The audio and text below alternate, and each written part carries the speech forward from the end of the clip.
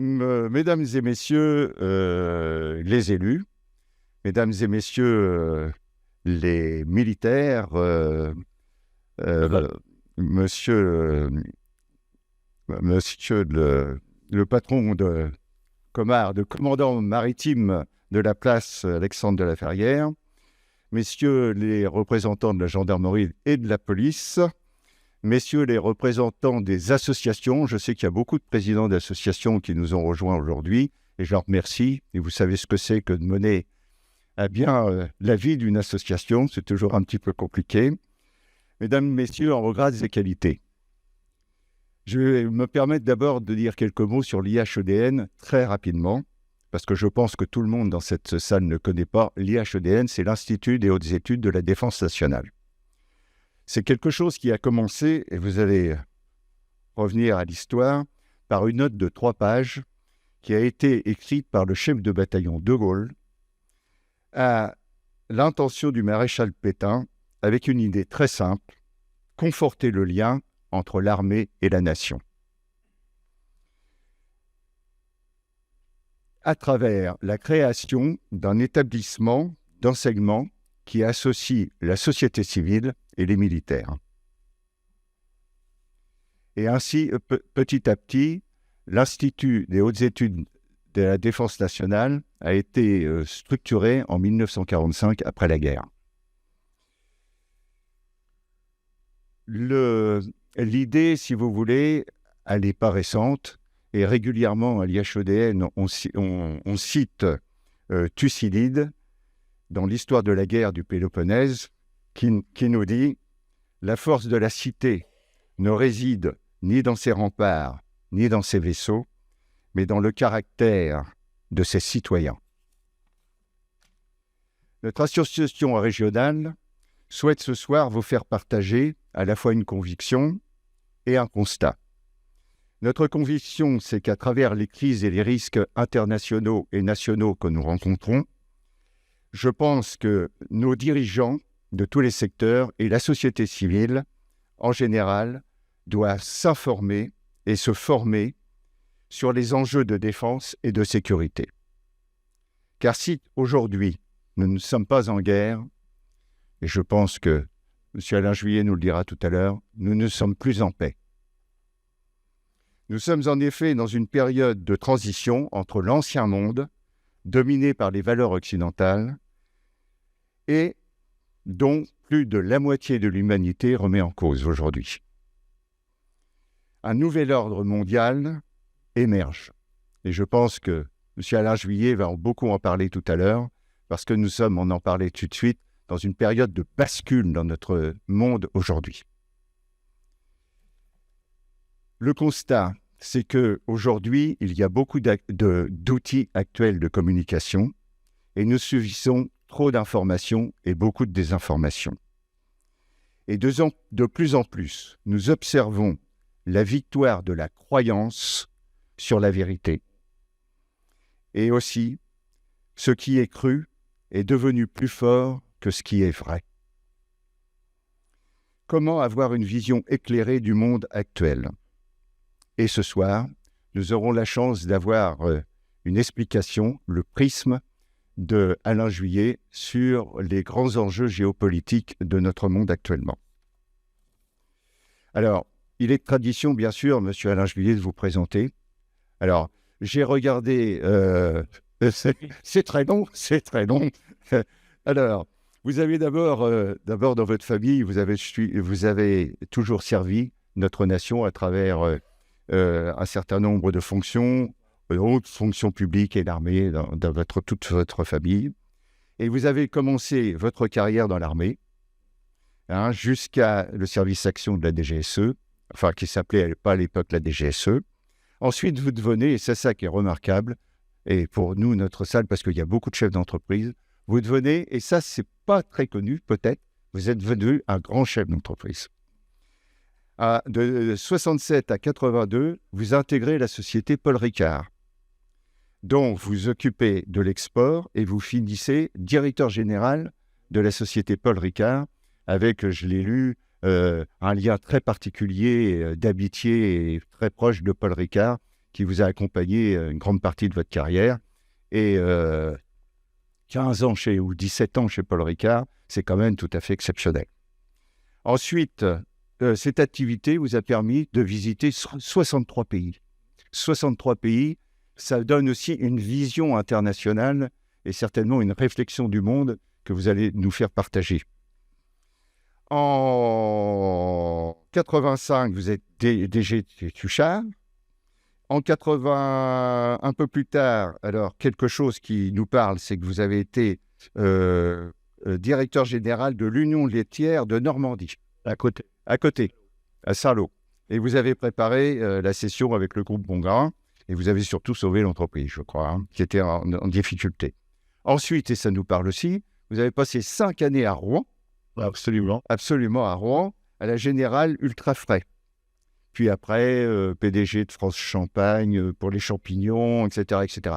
Donc, une vie de chef d'entreprise tout à fait exceptionnelle que nous, chefs d'entreprise de Salon, bien entendu, dans ce lieu de chambre de commerce. Ensuite, vous changez de carrière. C'est assez extraordinaire, cette capacité de changer de carrière, et je tiens à le saluer. Le 1er octobre 2002, vous êtes nommé directeur du renseignement de la DGSE. La DGSE, pour ceux qui ne le savent pas, c'est la Direction Générale de la Sécurité Extérieure. Ce qui dit beaucoup de choses. Ensuite, vous êtes nommé par le président de la République, je crois que c'est Jacques Chirac à l'époque, haut responsable en charge de l'intelligence économique au secrétariat général de la Défense nationale jusqu'en 2009. Et je pense que vous êtes un pionnier autour des grands enjeux de l'intelligence économique et quelque chose dont on parle de plus en plus aujourd'hui, mais qui me paraît fondamental dans ce que vous allez nous expliquer. Alors, vous êtes actuellement dans un groupe, un cabinet qui s'appelle Auric, Rambaud et Martel, qui est un cabinet d'avocats international. Et vous êtes administrateur de nombreuses sociétés, certainement. Ce que je voulais dire, parce que j'ai fait court, parce que votre vie est beaucoup plus riche que ce que je me suis permis de dire. Et vous avez créé, je voulais le signaler, vous avez créé, parce que pour nos amis, pour continuer à écouter, prolonger cette conférence, vous avez créé une chaîne sur le réseau social YouTube qui s'appelle Openbox TV. Openbox TV. Je vous conseille de suivre parce que c'est toujours affûté au dernier moment des événements. Hein. Vous êtes très présent. Et d'ailleurs, ce soir, je n'ai pas eu l'occasion de vous le dire, mais vous avez vu une équipe de cinéastes et nous mettrons l'ensemble de cette conférence sur nos réseaux sociaux qui vous permettront ou de revoir ou d'approfondir un des sujets que vous allez aborder. Voilà. Alors, vous avez une grande fidélité, et j'en termine, à l'IHEDN, l'Institut des hautes études de défense nationale, puisque vous êtes de la 40e session. Et moi, je dois être dans les 150, et puis on doit être à 250 aujourd'hui. C'est pour vous dire que vous êtes un jeune IHEDN. Absolument. Alors, je vous passe la parole et je vous remercie de tout ce que vous avez fait et de la route que vous avez accepté de faire, sachant que je sais que demain et après-demain, vous partez dans une conférence où la politique française a pris une position très particulière.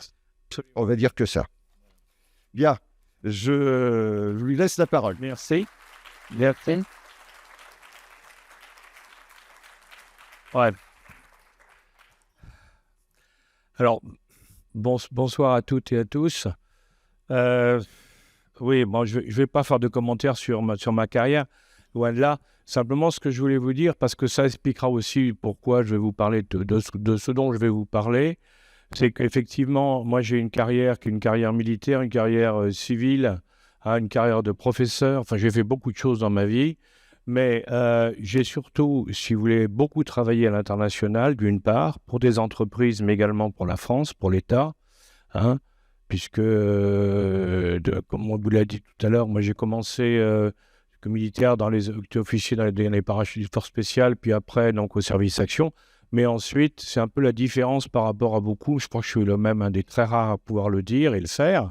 Je le dis parce que c'est la ministre à l'époque qui l'a dit, sinon je ne vous raconterai pas.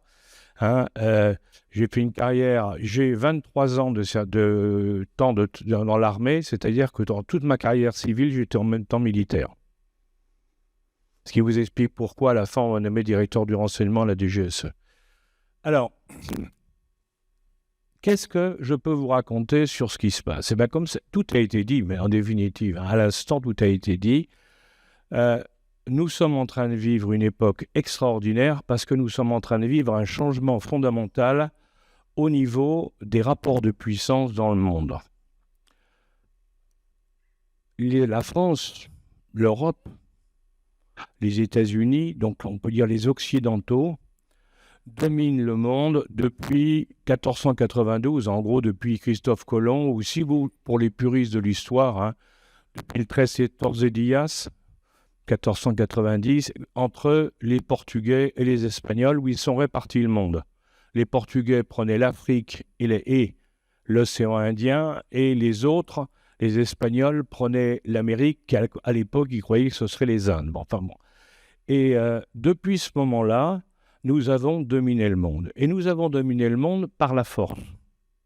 Parce que nous avons conquis, militairement, religieusement, de toutes les formes possibles. Nous avons colonisé pratiquement le monde entier progressivement.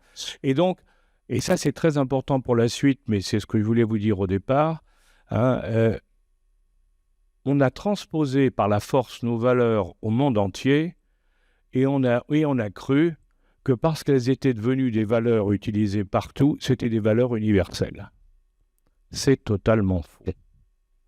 Nos valeurs sont des valeurs européennes qui ne marchent qu'en Europe, que ce soit des valeurs philosophiques, sociales, morales, ou même sur la démocratie. La démocratie ne marche qu'en Europe.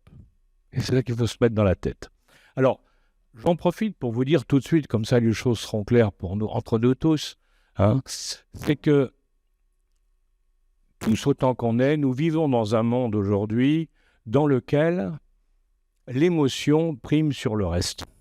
Regardez les télévisions, regardez les émissions, regardez ce qu'il met dans les journaux. Partout, c'est la même chose. Alors que nous sommes en France, dans un pays cartésien, donc un pays qui raisonne, qui réfléchit, eh bien, on a complètement oublié ça.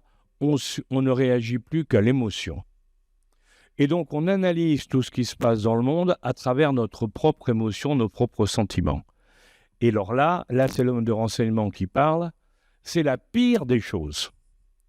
Parce que si vous voulez comprendre ce qui se passe, il faut arrêter de jouer sur votre ressenti, il faut rester sur les faits. Il faut être factuel. Et quand on est factuel, alors il y a plein de choses qui s'ouvrent et qui se révèlent, et on se dit, mais comment je ne les ai pas vues? Je ne les ai pas vues parce que je m'étais fait enfumer, il n'y a pas d'autre terme, par des gens qui nous racontent, qui jouent l'émotion, et à travers l'émotion veulent nous permettre justement d'aller ou nous poussent à aller dans un sens qui n'est pas du tout les faits, qui est une manipulation de l'information ou une influence, comme on dit maintenant, mais une influence qui va faire que vous allez vous retrouver sur des rives d'interprétations qui n'ont rien à voir avec la réalité. Alors, je voulais vous le dire au départ, parce que dans ce que je vais vous dire, je suis certain qu'un certain nombre d'entre vous risquent d'être choqués par moments. Alors, je vous le dis très franchement, je m'en fous. Moi, je vous dirai ce que je pense, je vous dirai tout ce que je vais vous dire. Je essaierai de vous donner des éléments de référence à chaque fois, mais sinon, vous pourrez les vérifier sur vos portables, vous pourrez les vérifier partout, vous verrez. Moi, je me contente des faits, je ne regarde que les faits, et c'est ça qui m'intéresse. Alors, je vous dis ça en préambule, si je peux dire, parce que lorsqu'on parle de la fin, de la bascule, si vous voulez, entre le monde occidental et un monde dont on va parler et qui est en train d'arriver, beaucoup de gens disent « mais vous racontez n'importe quoi ». Pourquoi ? Parce qu'il y a une espèce de déni. On ne veut pas avouer, ça se comprend d'une certaine manière, on ne veut pas avouer que, en définitive, oui, on est en difficulté. Alors, je ne parle pas de la France, bien entendu, parce que si on parle de difficulté, c'est pire qu'ailleurs. Encore que l'Allemagne, c'est encore pire que nous. Donc, vous savez, quand vous regardez, tous les pays pratiquement d'Europe traditionnels sont en crise. L'Angleterre est en crise. Les États-Unis, avec Trump, et ça je vais vous en parler, tentent de sortir de la crise. C'est-à-dire que tous les pays occidentaux sont en difficulté, certains essaient de réagir et d'autres sont en train de couler. C'est ça la réalité. Qu'est-ce qui est en train de se passer? Je vous le disais, on a dominé le monde. C'est vrai. Seulement, le système qu'on avait mis en place, qui était très intelligent, il faut bien, parce qu'il ne faut pas regretter les choses, c'était très intelligent parce que grâce à ce système que nous avons mis en place, on a connu un développement du niveau de vie dans les pays européens, les pays occidentaux, qui n'a jamais été comparable à tout ce qui a pu se passer dans l'histoire du monde. On a eu une accélération de l'élévation du niveau de vie incroyable. Donc ça, il faut s'en réjouir. Mais comment on l'a obtenu? On l'a obtenu par un système très simple en définitive. On colonisait sous une forme ou sous une autre. On exploitait les richesses locales qu'on récupérait pour les ramener chez nous, qu'elles soient la population, les mines ou ce que vous voulez. On les ramenait chez nous, on les transformait chez nous, c'est-à-dire qu'on créait de la valeur ajoutée chez nous, et cette valeur ajoutée nous permettait de nous développer. Donc c'était un système formidable, simplement, il y avait ceux qui en bénéficiaient, c'était nous, et puis les autres, évidemment, ce n'était pas le cas. Efficace, Les Grecs faisaient la même chose, entre parenthèses en Grèce, on n'en parle pas, mais ils faisaient la même chose. Les Romains faisaient la même chose. Tous les empires ont toujours pratiqué cette méthode-là. Mais nous, on l'avait tellement bien institutionnalisée qu'on a réussi quelque chose d'extraordinaire, puisque quand vous regardez après la Deuxième Guerre mondiale, les 5 vainqueurs de la guerre, parce que c'est ça, ceux qui avaient gagné la guerre ont décidé de créer l'ONU et toute une organisation pour gérer le monde, avec bien sûr un système de contrôle au-dessus qui était le Conseil de sécurité, comme ça il n'y a pas de risque.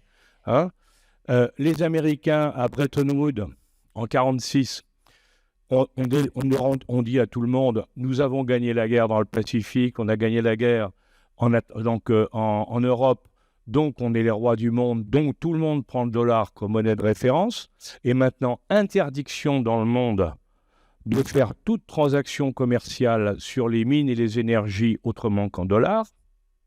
Astucieux, parce que ça veut dire qu'à ce moment-là, le dollar devenant la monnaie de référence mondiale, le déficit américain était payé par tous les pays du monde. C'est pour ça qu'ils ont un déficit énorme et qu'ils ne risquent rien, pour le moment.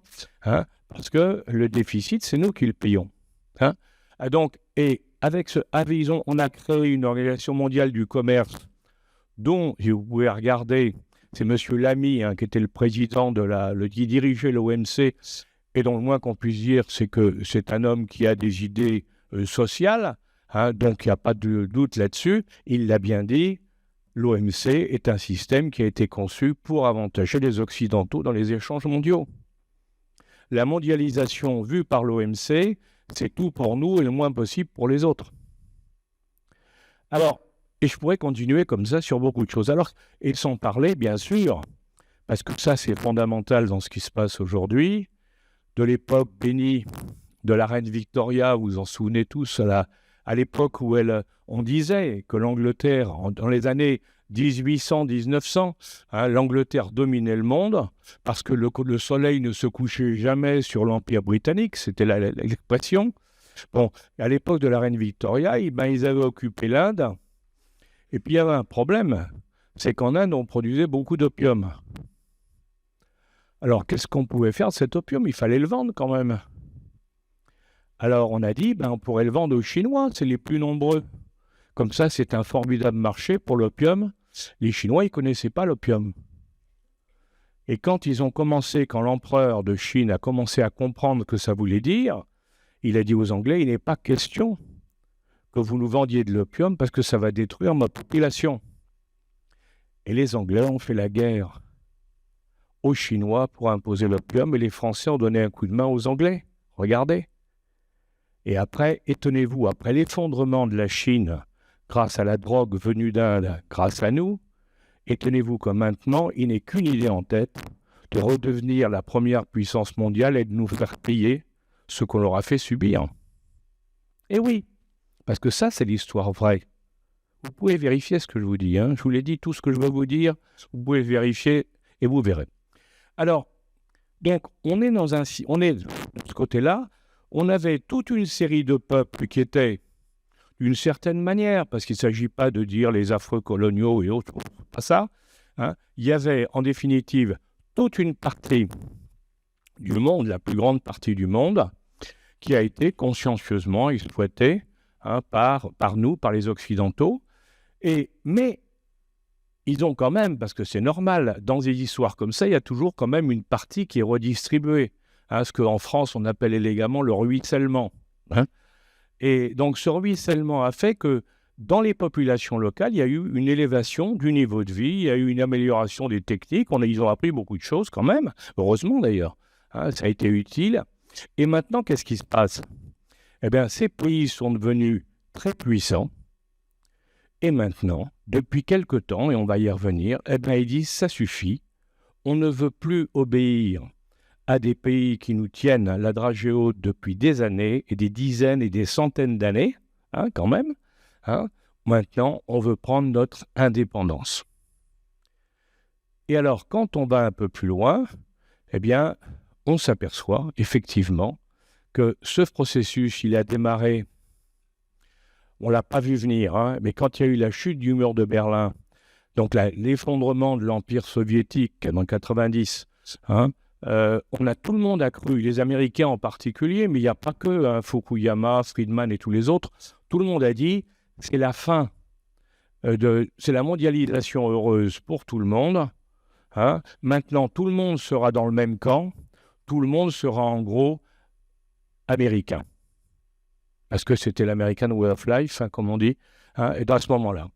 Et donc, ils ont dit, c'est formidable, c'est comme ça, c'est parti. Et ce qu'on n'a pas vu, on s'est complètement trompé, tout le monde s'est trompé, Américains en tête, parce que ce n'est pas du tout ça qui s'est passé. À partir de 90, tous ces pays dont je vous parlais ont commencé à émerger en disant, mais nous, on n'a aucune envie de se retrouver pendant des dizaines et des centaines d'années comme on a été. Donc, on veut prendre notre indépendance. Et comment ils ont fait? Eh bien, ces pays en fort développement, ils ont imaginé de se réunir. Alors, au début, dans les années 2000, début des années 2000, les fameux BRICS, le Brésil, l'Inde, Brésil, Russie, Inde, Chine et Afrique du Sud, ils se sont réunis en disant « on est les plus gros pays en développement, pourquoi on ne travaillerait pas ensemble ?» Alors, quand ils ont commencé à s'organiser, tout le monde a rigolé aux Occidentaux en disant « c'est pas sérieux. Pas sérieux, c'est des rigolos, ils sont incapables de s'organiser. » Alors, on se souvenait du général de Gaulle qui disait pour le Brésil, ce pays en perpétuel devenir. Donc, ça voulait dire il n'arrivera jamais. Ouais, qu'est-ce qu'il y a eu? On s'est aperçu que ces pays, en définitive, ils étaient en train, progressivement, de se réunir, d'échanger, d'imaginer des solutions. Alors, on n'y croyait pas trop parce qu'on n'avait pas vu une chose. Et tous les spécialistes, si vous verrez, les Européens, les Américains disaient « Ah non, mais de toute manière, ils sont trop différents les uns des autres. On ne peut pas comparer la Chine, la Russie, l'Inde ou l'Afrique du Sud. Ils ne pourront jamais s'entendre. » On avait oublié qu'une seule chose, mais elle est d'importance. C'est qu'il y a un point qui les relie tous entre eux. Ils nous détestent. Ils nous en veulent. Et ça veut dire que c'est c'est contre nous qu'ils ont commencé à se fédérer. Et vous savez, c'est un lien très fort en définitive. Alors, qu'est-ce qu'on a vu derrière? On a vu que peu à peu, ils essayaient de faire des choses. Et puis, il s'est passé 2 événements majeurs qui ont accéléré le processus. Le premier, c'est la guerre en Ukraine, mais j'y reviendrai tout à l'heure. Mais sur la guerre en Ukraine, pourquoi ça s'est accéléré? C'est parce que tous ces pays, vous pouvez regarder, tous sans exception, ont dit, les Occidentaux, ils font leur truc, mais nous, on ne veut pas marcher avec les Occidentaux, on veut pas être la victime de ce qu'ils font. Hein? Comme me disait, pour résumer un peu, c'est une vieille amie à moi qui était l'avocate de Mandela, vous voyez, du président Mandela, hein, et qui est maintenant la présidente de la Commission des droits de l'homme à l'ONU, donc c'est quand même quelqu'un de sérieux. Hein. Et quand il y a eu le début de la guerre en Ukraine, j'en parlais avec elle, et elle m'a dit, tu sais, c'est quand même un grand moment. Alors je lui dis, quel moment? Je lui dis, c'est pas drôle. Elle m'a dit, non, c'est pas ça. C'est la première fois que les Blancs se font la guerre entre eux sans nous utiliser pour se faire tuer. Et oui. Parce que c'est ça la guerre en Ukraine. La guerre en Ukraine, c'est une guerre de Blancs. Et il ne faut pas l'oublier. Donc pour tous les autres, ils comptent les points, mais ils ne veulent pas jouer là-dedans. C'est une guerre d'occidentaux contre la Russie. La Russie, alors bien sûr, comme elle est de l'autre côté, ben, ils sont forcément du côté de la Russie. Mais ça, on y reviendra. Alors, qu'est-ce qui s'est passé avec les BRICS? Eh bien, les BRICS, donc, avec cette histoire de la Russie, de la guerre en Russie, les Occidentaux ont mis toute une série de sanctions contre la Russie, qui étaient inspirées par un certain nombre de principes, si vous voulez. Bon, visiblement, il faut être honnête, quand on voit les résultats de ces sanctions, on ne peut pas dire que ça a été un triomphe. On peut penser qu'en définitive, les Européens n'auraient pas dû écouter les recommandations américaines sur les sanctions, parce que les sanctions ont été inspirées par nos amis américains, mais nos amis américains, ils connaissaient très mal la situation en Europe, de ce côté-là, et ils nous ont fait faire un certain nombre d'erreurs, puisque non seulement les sanctions ne marchent pas, mais ça a provoqué, c'est ça qui m'intéresse, ça a provoqué un certain nombre de réactions imprévues, mais qui sont en train de tout bouleverser. La première, c'est le dollar. Parce que depuis 1945, comme je vous l'ai dit, le dollar, c'est la monnaie de référence mondiale. Alors en 1947, si vous en souvenez, 46, pardon, le Quincy, c'est un croiseur américain au large de l'Arabie Saoudite. Roosevelt avait signé avec le roi d'Arabie Saoudite, Ibn Saoud, il avait signé un accord disant que jamais on ne vendrait autrement qu'en dollars le pétrole, le gaz, les énergies. Très bien. Quand vous voyez la suite de l'histoire, bon, on a eu De Gaulle, le général De Gaulle, qui en 1958, quand il a vu comment les Américains se servaient du dollar pour imposer leur politique au niveau mondial, en jouant sur les taux d'intérêt, en particulier avec la Fed, et qu'on finançait leur déficit, le général de Gaulle a dit « c'est pas possible, il faut qu'on arrête ». Donc, avec Jacques Rueff, à l'époque, c'était le patron de la Banque de France, il avait dit « il faut qu'on bloque le dollar ». Pardon, ouais. Ça va comme ça, c'est mieux? Ah oui, ça fera moins de bruit, oui. Ouais, d'accord. Voilà, très bien, parfait. Donc, oui, ce sera mieux pour vous. Donc, De Gaulle a dit il faut qu'on arrête ça. Il faut prendre une référence, un produit minier, un étalon qui permettra d'éviter les fluctuations. Et l'étalon, ça peut être l'étalon or. Donc, De Gaulle a dit on va jouer l'étalon or. Bien entendu, les Américains n'ont pas voulu. Enfin, on n'a pas voulu. Nixon, qui aimait beaucoup De Gaulle, Nixon a réfléchi à cette affaire-là en disant après tout, c'est pas très bon pour les États-Unis, mais ça serait bon pour la stabilité mondiale. Donc, c'était pas idiot, il avait compris le truc. Mais, bien sûr, sous la pression des banques américaines, il a dit non. Et donc, on a refusé l'étalon or. Alors, qu'est-ce qui s'est passé avec la guerre en Ukraine?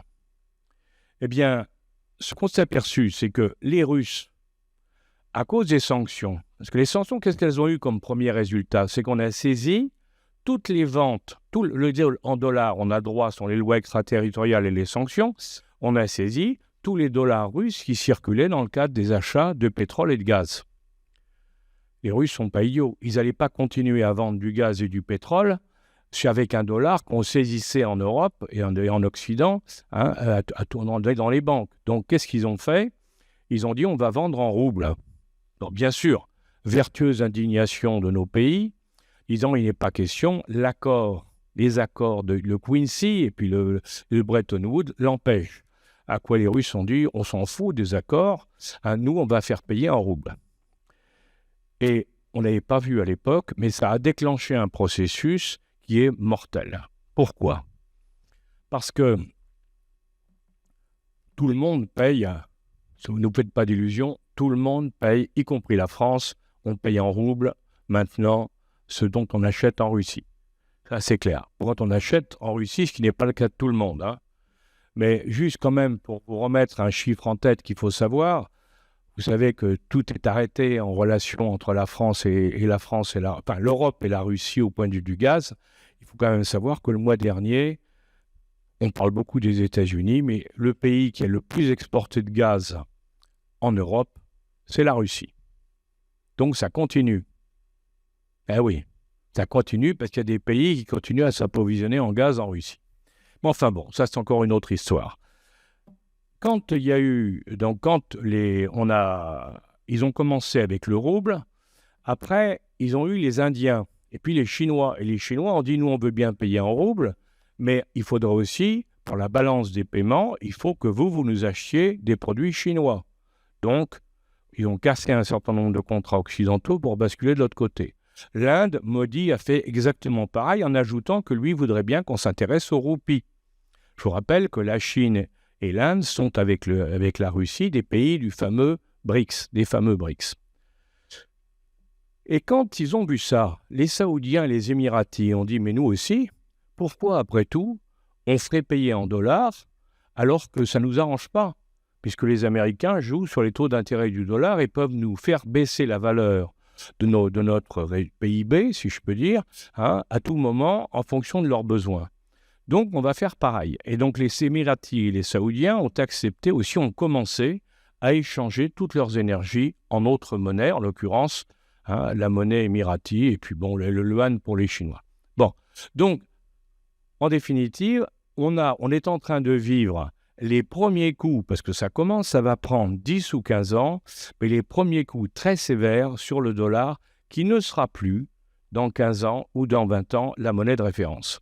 Et si elle n'est plus de la monnaie de référence, le déficit américain, c'est les Américains qui doivent le payer. C'est catastrophique, parce que l'inflation sera immédiate. Donc, c'est une des raisons pour lesquelles, entre autres, c'est une des raisons pour lesquelles le président Trump prêche aujourd'hui ce qu'on appelle la doctrine de Monroe, on y reviendra, c'est-à-dire de recentrer sur l'Amérique et de jouer sur le marché intérieur américain, parce qu'il dit on ne va plus pouvoir avoir une forte rentabilité grâce au dollar international. Il faut qu'on rejoue maintenant le dollar intérieur et le marché intérieur. On a donc les BRICS qui ont commencé à taper avec cette histoire de la Russie sur le dollar. Mais depuis, il n'y a pas que ça. Il n'y a pas que ça. Et qu'est-ce qu'on vient de voir? Et là, c'est très intéressant. Il y a un mois, à peine à Kazan. Si vous avez regardé, à Kazan, il y a eu une réunion des BRICS, qu'on appelle maintenant d'ailleurs BRICS+, parce que depuis l'année dernière, sont venus s'ajouter aux 5 pays de départ l'Éthiopie, l'Égypte, l'Arabie Saoudite, les Émirats, l'Iran, hein, pas mal. Hein, et il y a d'autres pays il y a beaucoup de pays qui sont volontaires pour venir, y compris la Turquie d'ailleurs, qui voudrait rentrer dans les BRICS. À Kazan, il y a moins d'un mois, ils se sont réunis. Il y a autour de Poutine, qui était le président pour l'année, parce que c'est une présidence tournante des BRICS, donc Poutine était président pour l'année. Il y avait 34 chefs d'État, il y avait une 60aine de délégations, tous souhaitant rentrer dans les BRICS et demandant les conditions pour pouvoir rentrer dans les BRICS. Et si vous regardez le communiqué final, qui est en 13 points, il y a 13 points dans ce communiqué, il est dit en particulier qu'ils ont défini les modalités d'inscription ou d'enregistrement ou d'acceptation de nouveaux membres. Donc on sait que dès 2025, eh bien, il va y avoir de nouveaux membres qui arrivent. Alors bon, vous me direz alors, eh bien, heureusement, quelques journalistes, pas beaucoup, en France on n'a presque pas parlé, hein, mais quelques journalistes ont regardé ce que représentaient les BRICS. Et là, ça a fait très mal. Pourquoi? Parce que le mois dernier, les BRICS représentaient 31,5% du PIB mondial, quand le G7 représente 30,5%. Les BRICS sont plus puissants que le G7. Les BRICS représentaient 50% de la population mondiale.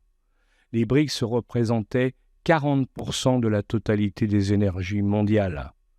C'est-à-dire que le G7, on est des nains par rapport aux autres. Et la cerise sur le gâteau, ça a été le FMI, Fonds monétaire international, piloté par les Américains, qui vient de sortir une étude sur les BRICS en disant « Cette année, ils sont à 31,5, mais l'année prochaine, avec les taux de croissance de ces pays-là, ils seront à 36,5 quand le G7 sera à 29,5 parce que nous, on est en train de décroître, comme vous savez. » Donc, ça veut dire, si vous voulez, que ça y est, cette année, nous avons vécu la bascule, le monde occidental a perdu le leadership. Alors, c'est important quand même. Il faut le regarder en face. Alors, bien sûr, c'est vrai et c'est pas vrai. Parce que, regardez sur la défense. Sur la défense, on a une avance considérable par rapport aux autres. Et là aussi, il faut redresser un certain nombre de vérités. L'année dernière, je ne sais pas si vous savez ça, mais l'année dernière, par exemple, les États-Unis ont investi 780 milliards de dollars. Cette année, on calcule à peu près 880 milliards de dollars dans la défense. C'est pas mal, hein? C'est même énorme. Je vous rappelle que la France, on est à 40 à peine. Regardez un peu la différence. On est à 5, même pas 5% du total américain. Bon, les Chinois, dont on nous dit qu'ils sont d'une agressivité rare, ils sont à 230-240 milliards de dollars. Moins de 3 fois moins. Là aussi, il faut réfléchir. Quand on vous dit la Chine, l'agression chinoise, quand même. Si vous en avez un qui est 3 fois ou 4 fois plus fort que l'autre, si vous mettez le champion du monde des poids lourds avec le champion du monde des poids coqs, moi, je peux vous dire qui va gagner. C'est pas difficile, hein? C'est la même chose. Et si on pousse un peu plus loin, là, s'il y a des militaires dans la salle, je les salue bien, il y en a d'autres. Là aussi, si vous regardez, il y a un principe militaire qu'il ne faut jamais oublier, qu'on apprend dans toutes les écoles militaires, en tout cas au minimum dans l'armée de terre, c'est que en attaque, en offensive, il faut être 3 fois plus fort qu'en défensif. C'est la règle. Si vous n'êtes pas 3 fois plus fort, vous n'avez aucune chance de gagner. Alors, ça veut dire quoi? Ça veut dire que les Chinois sont en position défensive par rapport aux Américains. Alors, vous allez me dire, mais non, c'est pas vrai, parce qu'on nous dit que les Chinois sont très agressifs. Alors, une question.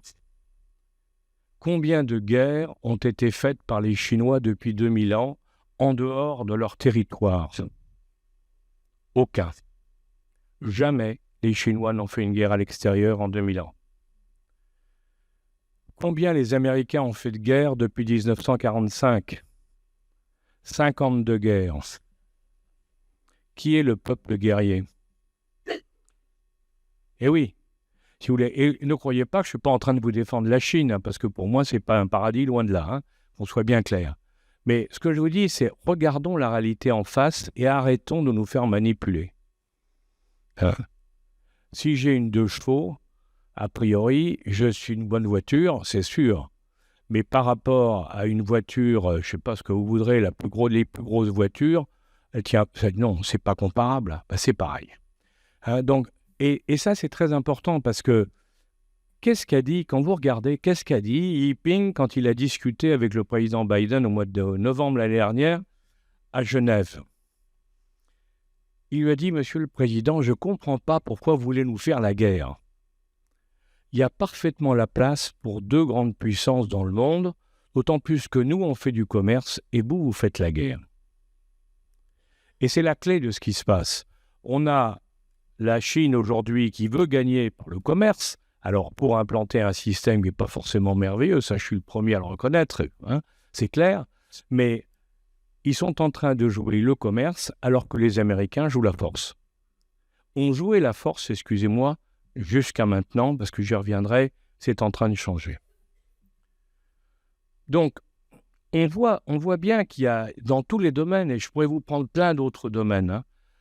Tout à l'heure, je vous disais, le dollar a pris un coup sur la tête, mais ça n'empêche que quand vous regardez les banquiers, les banquiers français, il ne faut pas trop leur faire confiance, je m'excuse s'il y en a dans la salle, mais les banquiers français, si vous voulez, ils regardent leur intérêt, bien entendu. Donc, ils ne vont pas vous dire que les choses sont en train de changer au niveau du monde. Mais ils ne pourront pas nier ce que je vais vous dire maintenant. On nous parle toujours de Wall Street aux États-Unis. Quelles sont les 5 plus grandes banques mondiales? Les 5 plus grandes banques mondiales. Il y a 4 banques chinoises et JP Morgan aux États-Unis. Ah. Hein? Alors on vous dit oui, mais nous on contrôle tout, on contrôle avec SWIFT, vous savez, on contrôle les mouvements de banque à banque et tout. Ouais, les Chinois, ils ont monté un système parallèle, justement pour permettre aux Russes d'échanger avec les pays pour pouvoir être payés. Et ça marche aussi. Donc on a un opposant au système SWIFT qui est basé à Bruxelles aujourd'hui, et on a un opposant qui est basé à Pékin. Et on a, à côté du Fonds monétaire international et de la Banque mondiale, qui sont sous contrôle américain, les BRICS viennent de créer, ont créé la Banque des BRICS, qui est dirigée par Dilma Rousseff, l'ancienne présidente du Brésil. Ils sont installés actuellement à Pékin et ils sont en train de développer tout un système bancaire. Donc, si vous voulez, on voit, quand on regarde de tous les côtés, on voit qu'il y a une évolution qui est en train de se faire, et cette évolution, elle n'est pas dans notre sens, c'est le moins qu'on puisse dire. Alors, à partir de ce chapeau, si vous voulez, alors, je ne veux pas être pessimiste, parce que, bien entendu, quand je vous dis ça, les gens ont tendance à dire, mais alors, c'est foutu. Non, c'est pas foutu. Simplement, il faut qu'on change nos règles du jeu, et il faut qu'on comprenne qu'il y a des opportunités partout dans ces pays en développement, à condition d'aller les trouver et de reconnaître et de comprendre que nous ne sommes plus les maîtres et qu'on doit parler d'égal à égal. Alors évidemment, c'est difficile. Quand pendant des centaines d'années, on a dominé tout le monde, c'est difficile de devenir humble et de dire « moi, je suis comme lui ». Et pourtant, comme disent les Africains, parce qu'il y a un proverbe africain que j'adore et qui dit « La main qui donne est toujours plus haute que celle qui reçoit ». Eh oui, justement, il ne faut pas donner. Il faut avoir une relation d'égal à égal. C'est une des raisons pour lesquelles on a tant de problèmes en Afrique. Donc, je reviens sur mes petites histoires, si vous voulez, pour vous dire que ce changement, ce constat que nous faisons, bien sûr, il ne faut pas croire. Les dirigeants, pour la plupart des dirigeants du monde, ils l'ont bien compris. Il ne faut pas croire, ce n'est pas parce qu'ils ne le disent pas qu'ils ne l'ont pas compris. Et quand on regarde justement l'évolution de tous les pays, du coup, on atteint beaucoup de choses. Parlons des États-Unis, puisque maintenant, il vient d'avoir... Le président Trump a été élu. Moi, j'avoue que si vous regardez tout à l'heure, tu parlais de mes émissions. Moi, il y a 1 an et demi, j'ai dit Trump va être élu. Donc, je ne suis pas surpris, moi. Je sais pas pourquoi j'ai dit ça à l'époque. Mais je ne sais pas parce que je suis Madame Soleil. Et je vois que ce n'est pas ça du tout. C'est parce que c'était une évidence qu'aux États-Unis, en dehors de la Californie, de New York et de Boston, c'est-à-dire de la côte est, nord-est et de la Californie, tout le reste de l'Amérique ne pouvait plus supporter la politique actuelle. Pourquoi ? Parce que le taux de pauvreté en Amérique, il est de plus de 20% actuellement. De pauvres, vraiment pauvres. Et ces gens-là, on va leur dire, on va dépenser de l'argent pour aller faire la guerre au bout du monde, alors que comme ils ne connaissent pas la géographie, ils sont incapables de situer les endroits où il y a la guerre. Vous savez, les Américains, même, moi j'ai fait une partie de mes études à Stanford aux États-Unis. On avait fait un jour un test, les Français, on avait fait un test, on avait fait une carte de l'Europe, on avait dit où est la France ? 160 étudiants à l'école de la Business School de Stanford, 2e grande université américaine. Réponse exacte sur la position de la France, 5. Ça vous laisse rêveur. Et oui, parce que ce n'est pas leur problème. Ce n'est pas leur problème.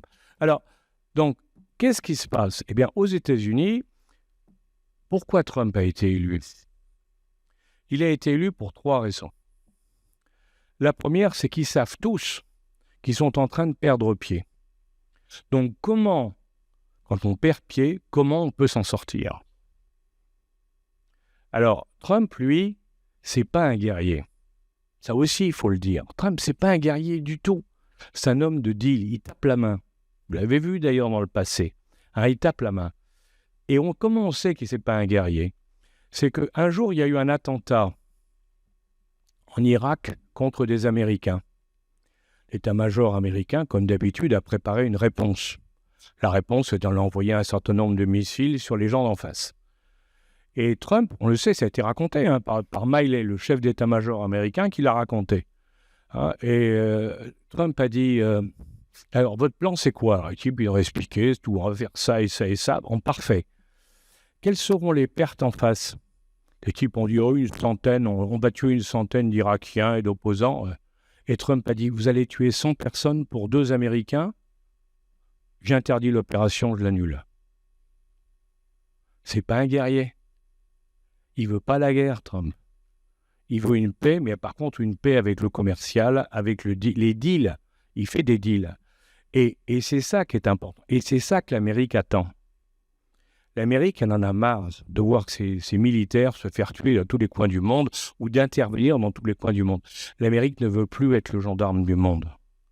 L'Amérique, elle veut se replier sur elle-même, c'est la doctrine de Monroe, et elle n'a qu'un seul ennemi, parce qu'il veut lui prendre sa place de leader mondial, c'est la Chine. Alors vous me direz, oui, mais il n'y arrivera pas. Mais elle n'arrivera pas, la Chine, à prendre la place. Faux.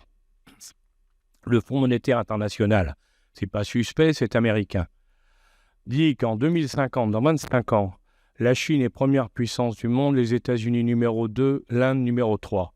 Mais en 2075, les prévisions sont de 1, la Chine, 2, l'Inde, 3, les États-Unis, 4, l'Indonésie. Ah. Eh oui. Donc, ils le savent très bien. Donc, Trump se dit, comment je peux faire pour freiner? Comment on peut faire pour arrêter cette chute par rapport à l'autre? Comment on peut faire? Alors, on va faire la guerre commerciale aux Chinois, puisque ce sont des commerçants. On va faire la guerre commerciale pour les étrangler, d'une part. Ça, c'est la première chose. Bon, mais le deuxième élément également, c'est que on va, aux États-Unis, relancer le marché intérieur. Entre parenthèses, Yiping veut faire pareil de son côté. On relance le marché intérieur et on va couper dans les dépenses de l'État de manière à retrouver des marges. Et là, c'est là où vous avez vu, il a nommé Elon Musk, qui est chargé de faire le ménage. Je peux vous assurer que ça va y aller. Ça, c'est clair. Mais en réalité, alors bien sûr, si on transpose ça à notre pays, imaginez si quelqu'un était élu en disant, au lieu de faire augmenter les taxes et les impôts, on réduit de 40% la fonction publique. Parce que c'est ça l'enjeu. Pas d'augmentation de taxes, c'est ce qu'a promis Trump. Pas d'augmentation de taxes, pas d'augmentation d'impôts. Par contre, on réduit les dépenses partout où ce n'est pas nécessaire. Et pour ça, qui on met? Non pas des fonctionnaires pour le faire, mais on met des hommes d'affaires qui ont l'habitude de couper quand il faut. Alors, vous voyez, je vous dis ça, je ne suis pas en train de vous faire le panégyrique ou l'apologie de Trump. Ce n'est pas du tout ça. Mais pour vous dire qu'il faut comprendre ce qui se passe et il faut arrêter de tout interpréter avec ces manières politico-médiatico-françaises qui font qu'on nous raconte des histoires. Souvenez-vous, quand Reagan a été élu, moi je me souviens, le journal Le Monde, ça m'avait beaucoup intéressé. Le journal Le Monde avait dit les États-Unis ont élu un cow-boy de série B. Bon, il était certes gouverneur de Californie, mais c'était un moins que rien. Le mépris traditionnel. Quand vous allez aux États-Unis aujourd'hui, on vous dit que Reagan a été le plus grand président des États-Unis depuis la Deuxième Guerre mondiale. Tout le monde le dit, parce que c'est lui qui a fait tomber les Russes, et c'était un sacré truc. C'est lui qui a fait un certain nombre de choses qui ont changé la face de l'Amérique. Bon, ça vaut le coup de regarder. Quand on vous dit maintenant Trump, ça demeuré mental, excité, machin et tout ça, moi je pense qu'il faut regarder. Et quand vous voyez les nominations qui ont été faites, ça a fait hurler certains, mais moi on m'avait dit il est anti-féministe. C'est le premier à nommer une femme comme directeur de cabinet de la présidence. C'est le premier qui nomme un gay officiel comme ministre aux États-Unis. Jamais ça n'avait été fait. Je croyais qu'il était sectaire, mais non, pas du tout. Vous voyez? Donc tout ça, c'est pour vous dire, pourquoi je vous cite ça? C'est parce que les manipulations qu'on subit nous empêchent de voir la réalité. La réalité, c'est que qu'est-ce qui se passe aux États-Unis? Eh bien, il y a aujourd'hui une volonté de changement, mais terrible parce que les gens sont arrivés à la limite du supportable. Et le fameux woke, la tendance woke, qui nous fait beaucoup plaisir en France. Enfin, visiblement, il y a pas mal d'endroits où ça se passe en France, où ça est apprécié en France. Aux États-Unis, le woke, il est mort. Si vous allez regarder, il y a deux présidentes, un président et une présidente d'université américaine qui viennent de se faire virer parce qu'ils étaient woke, et ce sont les étudiants qui disent « ça suffit ». Alors, comme je vous rappelle quand même qu'on sait toujours qu'il faut 10 ans entre le moment où quelque chose se passe aux États-Unis et 10 ans pour que ça arrive en France, hein, eh ben, préparez-vous dans 10 ans à voir la fin du woke. C'est peut-être pas mal. Hein. Bon, enfin, ça, c'est un commentaire personnel. Ça, c'est pas factuel. Hein. Donc, je vous disais, donc les États-Unis, il faut bien voir. Et je vais vous donner un exemple. Oui, pour vous donner un autre exemple de Trump, parce qu'il est beaucoup plus malin. On le présente comme un abruti. Il est un gars qui a fait 2 fois fortune en ayant fait faillite. Il a refait une 2e fois fortune pour être milliardaire. Il n'est pas totalement idiot, hein, parce que c'est pas comme ça que ça se passe. Bon, c'est intéressant, c'est Taïwan. Moi, Taïwan, ça m'a toujours passionné parce que c'est vraiment une histoire où les Européens, en particulier les Français, on a une vision totalement fausse de la réalité de Taïwan. Je ne sais pas si vous le savez. Taïwan, c'est le lieu, vous devez le savoir sans nul doute, c'est le lieu où se font les puces les plus performantes du monde par une société qui s'appelle TSMC. Alors, ok, c'est bien. Ces puces, elles sont achetées par qui? Et en particulier par l'armée américaine pour les chasseurs, pour les missiles et autres. Sans les puces faites à Taïwan, l'armée américaine ne peut pas aller au combat après quelques jours parce qu'elle n'aura pas le nombre de puces et les puces de remplacement nécessaires. OK? Bien. Alors, s'il y a la guerre à Taïwan, quelle sera la première cible? Évidemment, les usines de TSMC. Donc, il n'y aura plus de puces, donc l'Amérique ne pourra pas faire la guerre. Conclusion. Ils ne peuvent pas faire la guerre à Taïwan pour le moment. Malgré tout ce qu'on vous raconte. Après, je vais vous en ajouter d'autres qui sont encore plus gros. Mais ce qui est intéressant, c'est de voir justement Trump, qu'est-ce qu'il a fait. Quand il était au pouvoir et que Nancy Pelosi faisait des voyages, après la speaker de la Chambre des représentants, elle allait faire des voyages là-bas et elle provoquait les Chinois. Bon, qu'est-ce qu'il a fait Trump? Bien plus malin. Il a dit... les puces, tant que les puces sont à Taïwan, on ne peut pas faire la guerre. Donc, il faut qu'on les construise aux États-Unis. Donc, qu'est-ce qu'il a fait? Il a convoqué les 2 patrons de TSMC et il leur a dit, voilà, c'est simple, on est votre plus gros client, vous allez faire 2 usines en Arizona. Les Chinois de Taïwan, ils ont dit, non, on ne veut pas, nous, on veut garder l'usine à Taïwan. Hein? Et qu'est-ce qui s'est passé derrière? Trump, il a utilisé ses méthodes, vous savez, sympathiques, amicales, comme il sait faire. Bon, et les Chinois ont dit, bon, on a compris, on fera 2 usines en Arizona. Et actuellement, ils sont en train de construire 2 usines en Arizona qui vont commencer à produire en 2027. Quand il y aura la production en 2027 des puces aux États-Unis, alors là, les Américains pourront faire la guerre à Taïwan, mais pas avant. Maintenant, ça, c'est la cerise sur le gâteau, parce que ça, on vous en a pas parlé, bien sûr. Taïwan.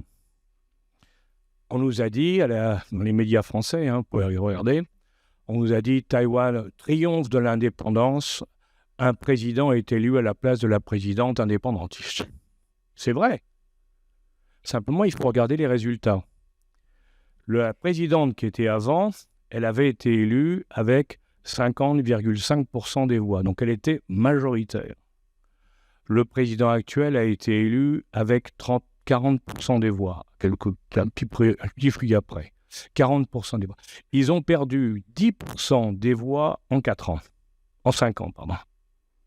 Ah, alors vous direz, oui, mais c'est le président. Président minoritaire, mais président. Alors, deuxième cerise sur le gâteau, mais pour celle-là est énorme parce que personne n'en a parlé en France. Il y a 111 députés dans le même temps que le président, on élisait les parlementaires. Il y a 111 députés à l'Assemblée de Taïwan. Les pro-chinois les autonomistes ont 62 sièges sur 111. Le parti au pouvoir est minoritaire. Taïwan ne peut pas déclarer la guerre. Et les gens de Taïwan vous disent on va se mettre d'accord avec les Chinois. D'autant plus que la plupart des industriels de Taïwan ont leurs usines en Chine, dans le Fujian, de l'autre côté du détroit de Formose, parce que la main-d'œuvre est moins chère. Vous voyez, donc pour vous montrer comment on peut se faire manipuler sur Taïwan comme sur le reste, ça ne veut pas dire que Taïwan n'est pas stratégique. Taïwan a une vraie position stratégique pour de multiples raisons, mais par contre, ne disons pas qu'on va avoir la guerre à Taïwan, ce n'est pas vrai. Ouais. Vous voyez, alors, vous parlez des États-Unis, donc il faut bien regarder Trump en définitive, ce qu'il essaie de faire avec une stratégie terrible et qui va laisser des traces. Il essaie de sauver l'Amérique pour essayer de maintenir sa position essentielle. Alors, il avait pris, quand il était la dernière fois, il avait pris déjà des mesures sur toute la partie numérique. Vous savez, hein, les GAFAM, enfin les MAFAM maintenant, excusez-moi, hein, il avait pris toute une série de mesures pour interdire que les Chinois puissent s'approvisionner dans un certain nombre de produits numériques. C'était bien joué. Tout le monde a trouvé que c'était bien joué en disant les Chinois ne pourront pas rattraper. On vient d'avoir une très mauvaise surprise cette année maintenant, hein, avec Huawei. Huawei, vous savez, c'est la société qu'on a rejetée là, pour l'histoire des écoutes. Hein. Huawei vient de sortir pour la première fois un mobile totalement chinois avec un programme chinois à l'intérieur. Il n'y a plus d'Android, il n'y a plus rien, pour ceux qui connaissent. Hein. Et non seulement ça, mais avec des puces qui sont l'avant-dernière génération. Donc ils ont rattrapé déjà un niveau de puce sur les deux qui avaient en retard. Donc les Chinois sont en train de rattraper leur retard sur le numérique. Et ça, c'est très inquiétant parce que c'était quand même un des éléments sur lesquels on pensait que l'Amérique allait quand même garder une puissance très forte. Vous voyez ? Alors, donc, on est dans un changement fondamental et dans lequel les Américains vont jouer un jeu qu'il va falloir observer très attentivement et dans le rôle, non seulement au niveau de l'Amérique, mais également au niveau de leur relation avec la Chine. Alors, sur la Chine, par contre, il se passe quelque chose. C'est que ils ont joué, vous savez, la différence entre les Chinois et nous, par exemple, c'est que les Chinois, ils réfléchissent à 10 ans, à 20 ans, à 30 ans, et ils ne changent pas de politique. C'est la grande différence avec les Occidentaux. Ils ne changent pas de politique. Là, on suit toujours en Chine la politique qui a été déterminée par Deng Xiaoping, le successeur de Mao, qui avait expliqué les différentes étapes pour redevenir la première puissance mondiale, et il l'applique. Donc ça, c'est très intéressant. Deuxième point avec les Chinois, ce qui est intéressant, c'est qu'ils annoncent toujours à l'avance ce qu'ils vont faire. Comme ils prévoient 10, 20 ou 30 ans, ils l'écrivent.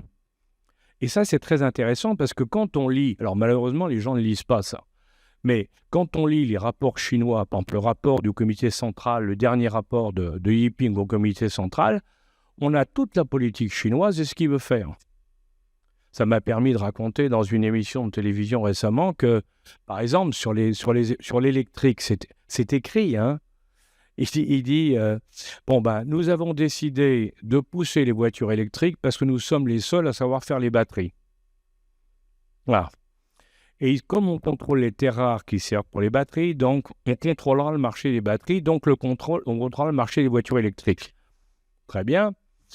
Et puis derrière, qu'est-ce qu'il dit ? Et il dit, mais j'ai aussi donné l'ordre aux fabricants de voitures dans 10 ans de basculer sur l'hydrogène. C'est-à-dire qu'au moment, nous, en 2035, on aura terminé de faire des moteurs à explosion pour ne faire que des voitures électriques, eux, ils seront déjà à l'étape suivante. Qui va perdre ? Ça vaut le coup d'y réfléchir quand même. Alors, je sais que des ingénieurs écologistes et sympathiques m'ont dit, mais vous n'avez rien compris. Parce que le moteur à hydrogène sur les voitures, c'est une pile à hydrogène qui fait marcher les moteurs électriques. C'est vrai, c'est une possibilité, mais elle est très coûteuse. Mais il y en a une autre, qui est beaucoup plus simple, c'est de prendre un moteur à explosion et de modifier quelques éléments du moteur à explosion.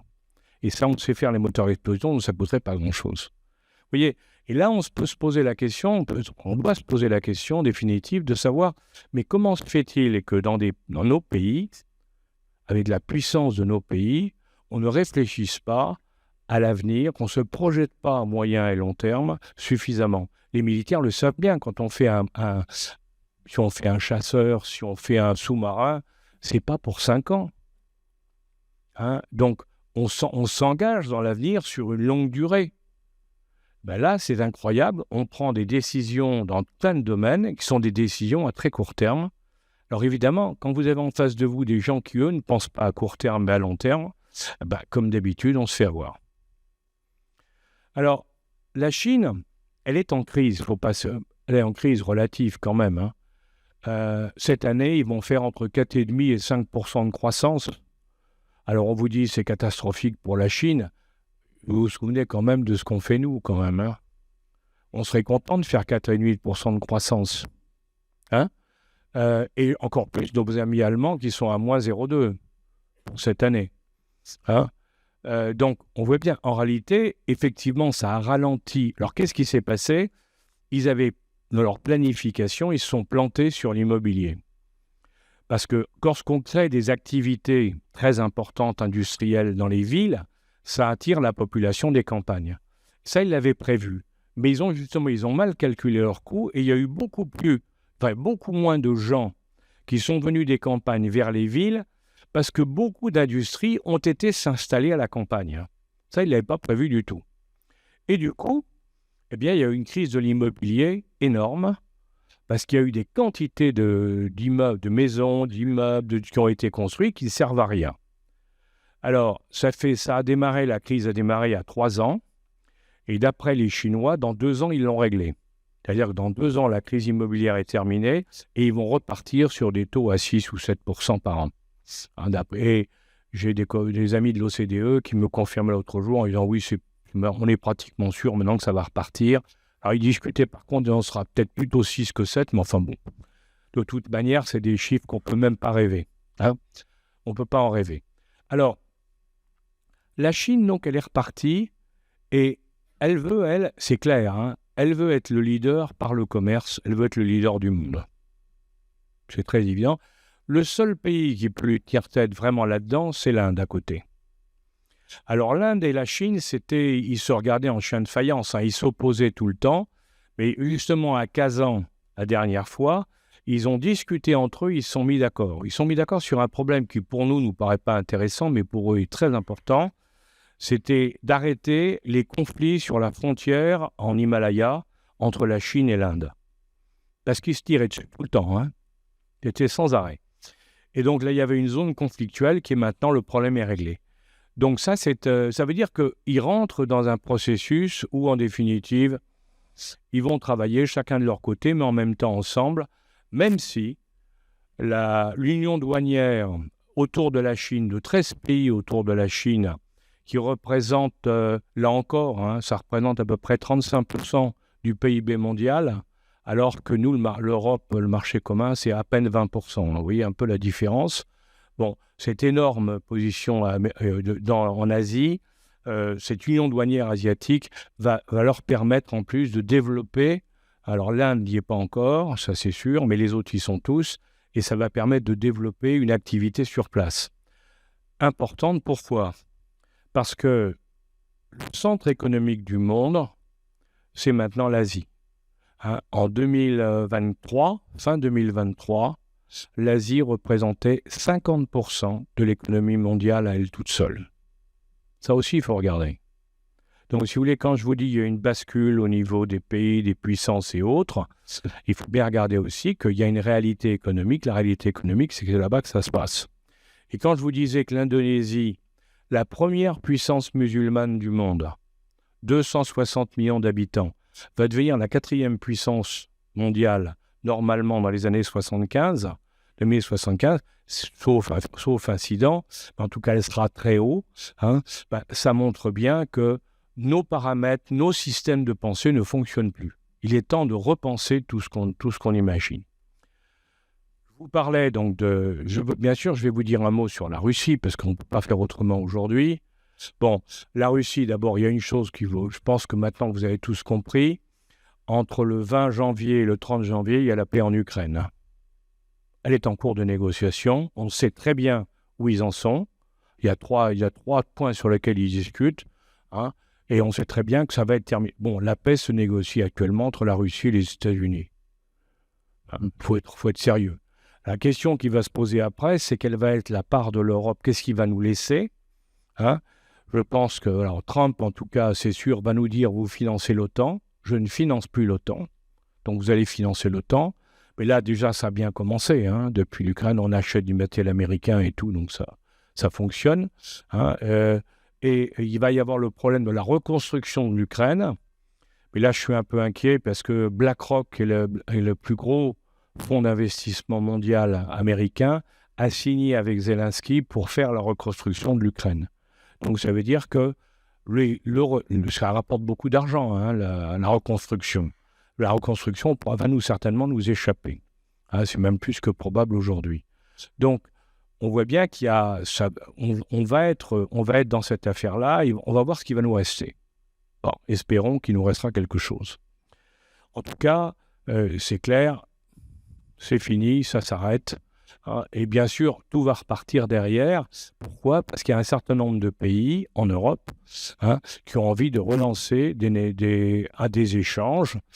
Les Allemands, M. Scholz, il n'a toujours pas digéré le Nord Stream 2, vous savez, le sabotage du Nord Stream 2, parce que ça les a ruinés. C'est une des raisons pour lesquelles l'Allemagne est ruinée, hein, puisque maintenant elle doit acheter son gaz et son pétrole aux États-Unis. Hein. Alors je vous rappelle là aussi, hein, c'est intéressant, c'est que les Français aussi d'ailleurs, on achète du gaz et du pétrole aux États-Unis. Tout ce qu'on achète, c'est du gaz et du pétrole de schiste. Je vous rappelle que les ONG nous ont interdit même de prospecter pour savoir s'il y avait du gaz et du pétrole de schiste chez nous. On n'a pas le droit de l'exploiter et de le vendre. Alors question, et alors pourquoi on l'achète aux États-Unis à un prix qui est supérieur à celui auquel ce fameux gaz ou pétrole de schiste est vendu aux consommateurs américains? Parce que nous payons plus cher que le consommateur américain à la pompe à essence aux États-Unis. Ça pose quand même problème. Et là aussi, on voit, hein, en définitive, toutes les difficultés auxquelles on peut être confronté. Alors il faut se réjouir parce que la France, heureusement, on a le nucléaire qui repart, parce que ça va nous permettre effectivement d'avoir un prix de revient de l'électricité, de retrouver un prix de revient de l'électricité qui sera moins cher, à condition qu'on ne paye pas le prix de l'électricité sur une base de péréquation européenne, mais au contraire qu'on utilise notre capacité nucléaire pour appliquer un prix qui soit plus bas en France, car ça nous redonnera un avantage concurrentiel. Parce que si vous regardez ce qui s'est passé dans cet accord général, si vous voulez, depuis 20 ans, la France bénéficiait d'un prix de l'électricité qui était un des plus bas d'Europe grâce au nucléaire. Ça permettait aux industriels français de compenser, par un coût de l'énergie faible, une partie de la hauteur des taxes françaises qui sont le record européen. Donc on compensait une partie de nos taxes et de nos charges par un coût de l'électricité très bas. À partir du moment où on a accepté de faire un prix de l'électricité péréqué au niveau de l'Europe, on s'est tiré une balle dans le pied, puisqu'on a enlevé un des seuls éléments de concurrence qui nous permettait d'être plus compétitifs par rapport à d'autres. Vous voyez ? Donc c'est terrible, ce sont des décisions irréfléchies où on peut se demander vraiment comment ça a pu passer par la tête de certains. En tout cas-t-il que c'est comme ça. Donc, je vous ai parlé rapidement, bien sûr, je reconnais un peu de la Chine, des États-Unis. Je voudrais vous dire un mot maintenant sur la Russie quand même. Vous disiez la Russie. On n'a absolument pas compris ce qui s'est passé en Russie parce qu'on avait tout faux. Dans notre analyse, on avait tout faux. Je crois sincèrement qu'on n'a pas imaginé au départ, on n'a pas imaginé que Poutine pouvait aller jusqu'à faire la guerre pour des questions d'OTAN ou d'implantation dans les pays proches de la Russie. Je crois qu'on n'y croyait pas. Et pourtant, on avait été prévenu avec la Géorgie, puisque quand il y avait eu la même chose en Géorgie, les Russes avaient envahi la Géorgie, le président Sarkozy était intervenu très fort à Moscou et avait réussi à arrêter l'attaque russe.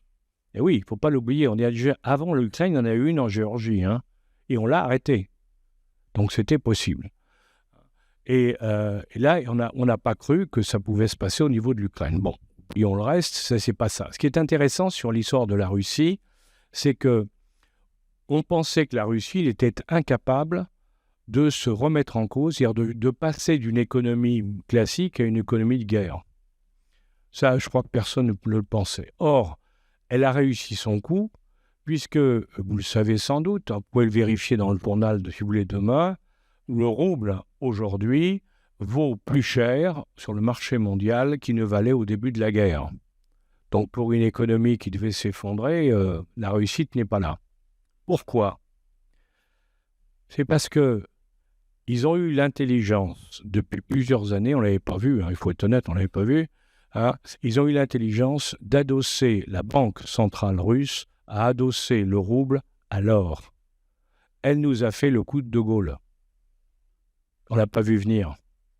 Quand par exemple, les mercenaires de Prigojine en Afrique, par exemple, Wagner, en Afrique, comment ils faisaient ? Vous savez, c'est intéressant ça. Ils arrivaient, ils disaient, on a vu ça en Centrafrique, on a vu ça au Niger, on a vu ça en Mali. Ils disaient aux militaires, bien entendu, au président plus exactement, ils disaient au président, vous savez, les Français, vous ne pouvez pas leur faire confiance, parce que le jour où ils ne vaudront plus de vous, ils vous chasseront du pouvoir. Donc vous avez intérêt à nous avoir, nous, les mercenaires russes, Wagner, parce que nous, on va vous protéger et vous resterez en place. C'est attirant pour un chef d'État de se dire, c'est vrai qu'avec eux, je vais pouvoir rester en place longtemps. Le problème, c'est qu'évidemment, le chef d'État en question, il dit, oui, mais moi, je n'ai pas d'argent. Et les Russes répondaient, vous inquiétez pas, vous avez des mines d'or, on exploite les mines d'or pour vous. Et l'autre disait, c'est formidable, je ne m'occupe plus des mines d'or, ils prennent l'or et comme ça, je suis tranquille. Ce qu'on n'avait pas vu, nous, on a dit, ces affreux mercenaires, ils pensent qu'à l'argent. Et puis, quand Prigojine est mort, Poutine n'aurait pas dû le dire d'ailleurs, mais on a compris, Prigojine, quand il est mort, Poutine a dit « Je ne comprends pas pourquoi il nous a trahis, alors que en Afrique, on payait les troupes de Wagner pour faire leur boulot, sachant que l'or, ce n'était pas pour payer Wagner, ça repartait pour la Banque centrale de Russie. Donc, si vous voulez, toute la manœuvre, c'était pour récupérer de l'or, pour avoir un stock d'or, comme Fort Knox aux États-Unis, pour avoir un stock d'or en Russie. Et ils ont constitué un stock d'or considérable. C'est une raison pour laquelle l'or monte partout, vous avez pu voir. Et alors, ce qui est terrible, c'est que les Chinois, qui ne sont pas idiots, ils ont vu le truc, ils ont dit, mais c'est pas bête ça. On va prendre l'or aussi. Et aujourd'hui, donc, les Chinois et les Russes adossent leur monnaie à l'or au point de vue référence. Alors, dans le cadre des BRICS, on se demande si, en définitive, l'étalon or, je disais cher à De Gaulle, ne va pas devenir une référence, parce que l'Afrique du Sud n'a pas de problème pour avoir de l'or, donc on se demande si ça ne va pas devenir, et on ne va pas revenir après tant d'années à une situation qui serait une situation plus stable. Et pourquoi ? C'est parce que les BRICS ont bien dit que comme ils veulent faire du commerce entre tous, et qu'ils ne veulent pas qu'il y en ait qui soient plus forts que d'autres, il faut qu'au niveau des monnaies, ça soit parfaitement contrôlé. Et il ne faut pas qu'il y ait une monnaie qui puisse être jouée ou manipulée par rapport aux autres. Donc, la Russie, elle a fait ce coup-là. Et puis, la Russie, par contre, ce qu'on voit, et ça c'est le gros problème actuel, c'est qu'on a poussé la Russie dans les bras de la Chine.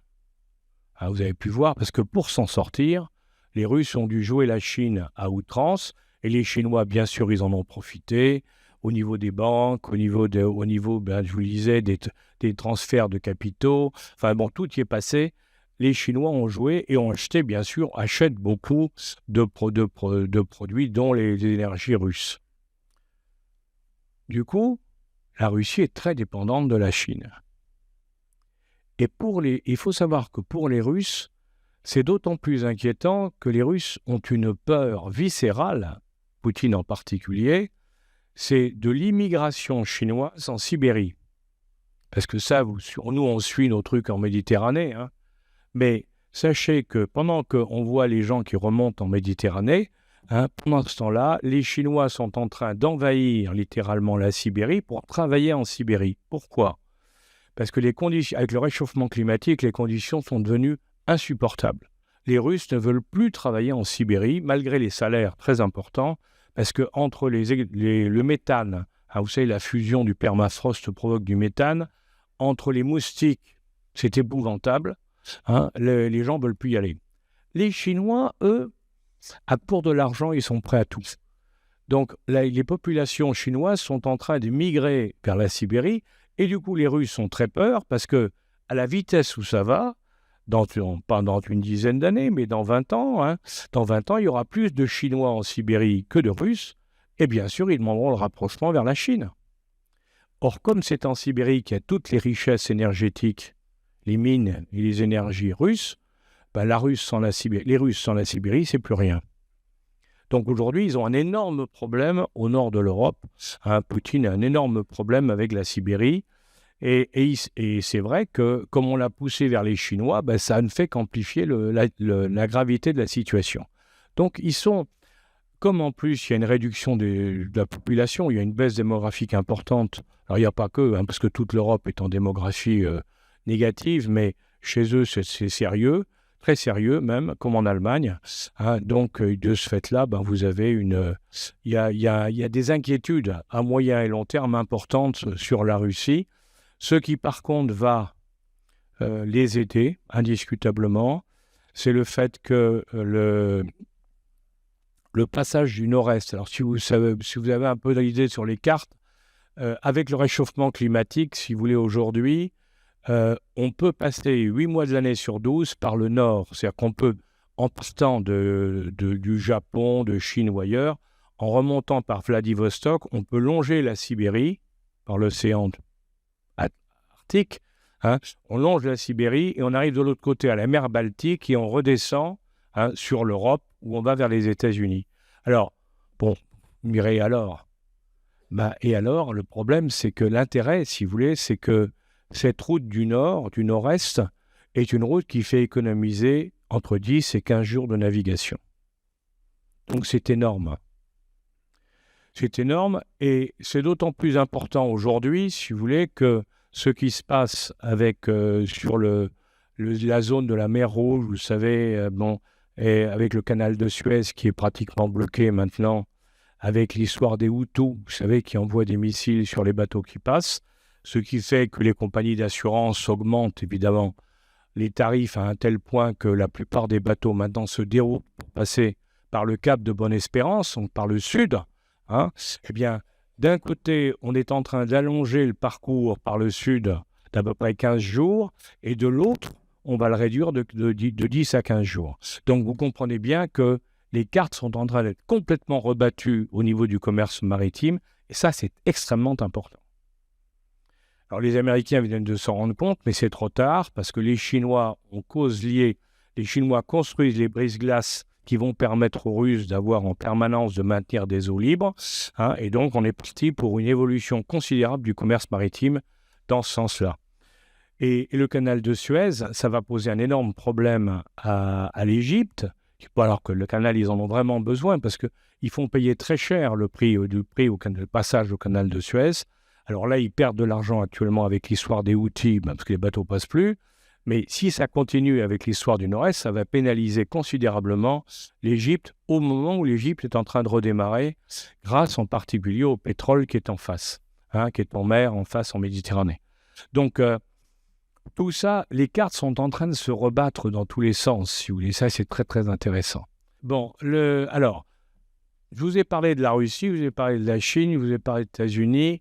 Bon, l'Europe, c'est très intéressant ce qui se passe en Europe actuellement. Non pas pour les difficultés qu'on rencontre, ça c'est clair, mais parce que l'Europe est en crise, ça c'est une évidence, je pense que tout le monde l'a bien compris. L'Europe est en crise, mais ce qui est important, c'est de comprendre en réalité qu'est-ce qui est en train de se passer. L'Europe, en réalité, c'est 3 morceaux. L'Europe du début, quand on l'avait créée, quand De Gaulle, Adenauer, Monnet, enfin, quand les fondateurs de l'Europe l'avaient créée, on avait 10, 12 pays. C'était des pays qui étaient homogènes, tout le monde se connaissait, et puis c'était des pays qui étaient proches les uns des autres.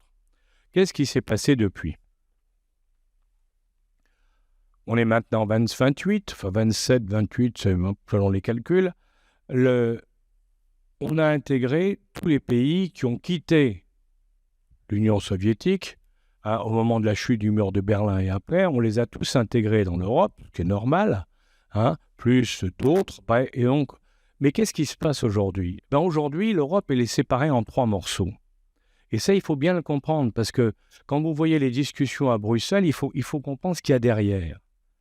C'est très important. Les pays du Nord, des pays baltes, l'Estonie, Lettonie et autres, hein, jusqu'à la Grèce de l'autre côté, tous les pays qui sont tombés sous le joug soviétique ou qui étaient limitrophes. Ces 13 pays ont créé une association qui s'appelle l'Initiative des 3 mers, hein, parce que ça part de la Baltique et ça descend jusqu'à l'Adriatique. L'initiative des 3 mers, quelle est la caractéristique de cette initiative? C'est de dire, notre problème à nous, notre principal problème, ce n'est pas le développement économique en Europe, notre principal problème, c'est de se défendre contre un envahissement possible des Russes. Parce qu'il ne faut pas oublier que ces braves gens, en 1943, quand Staline et Roosevelt ont signé avec Churchill à Yalta un accord, on a abandonné les pays du Nord aux Russes, aux Soviétiques, aux communistes. Il ne faut pas l'oublier. Bon. Et pour des gens comme la Pologne, c'était la 2e fois, ou l'Ukraine d'ailleurs, c'était la 2e fois, puisque après la Première Guerre mondiale, le traité de Versailles déjà les avait mis au nord, les avait enlevés de ce qu'ils étaient. On avait coupé les ponts avec l'Empire austro-hongrois. Donc, ces gens-là, ils disent, on ne peut pas faire confiance aux Européens du Sud, hein, parce que chaque fois, ils nous ont abandonnés. Et ils ont raison, c'est vrai. On les a abandonnés chaque fois. Et en les abandonnant, ils l'ont payé parce que pendant 40 ans, ils se sont trouvés communistes avec tout ce que ça comporte. Donc ces gens-là, qu'est-ce qu'ils disent? Ils disent, 1, notre priorité, c'est la défense.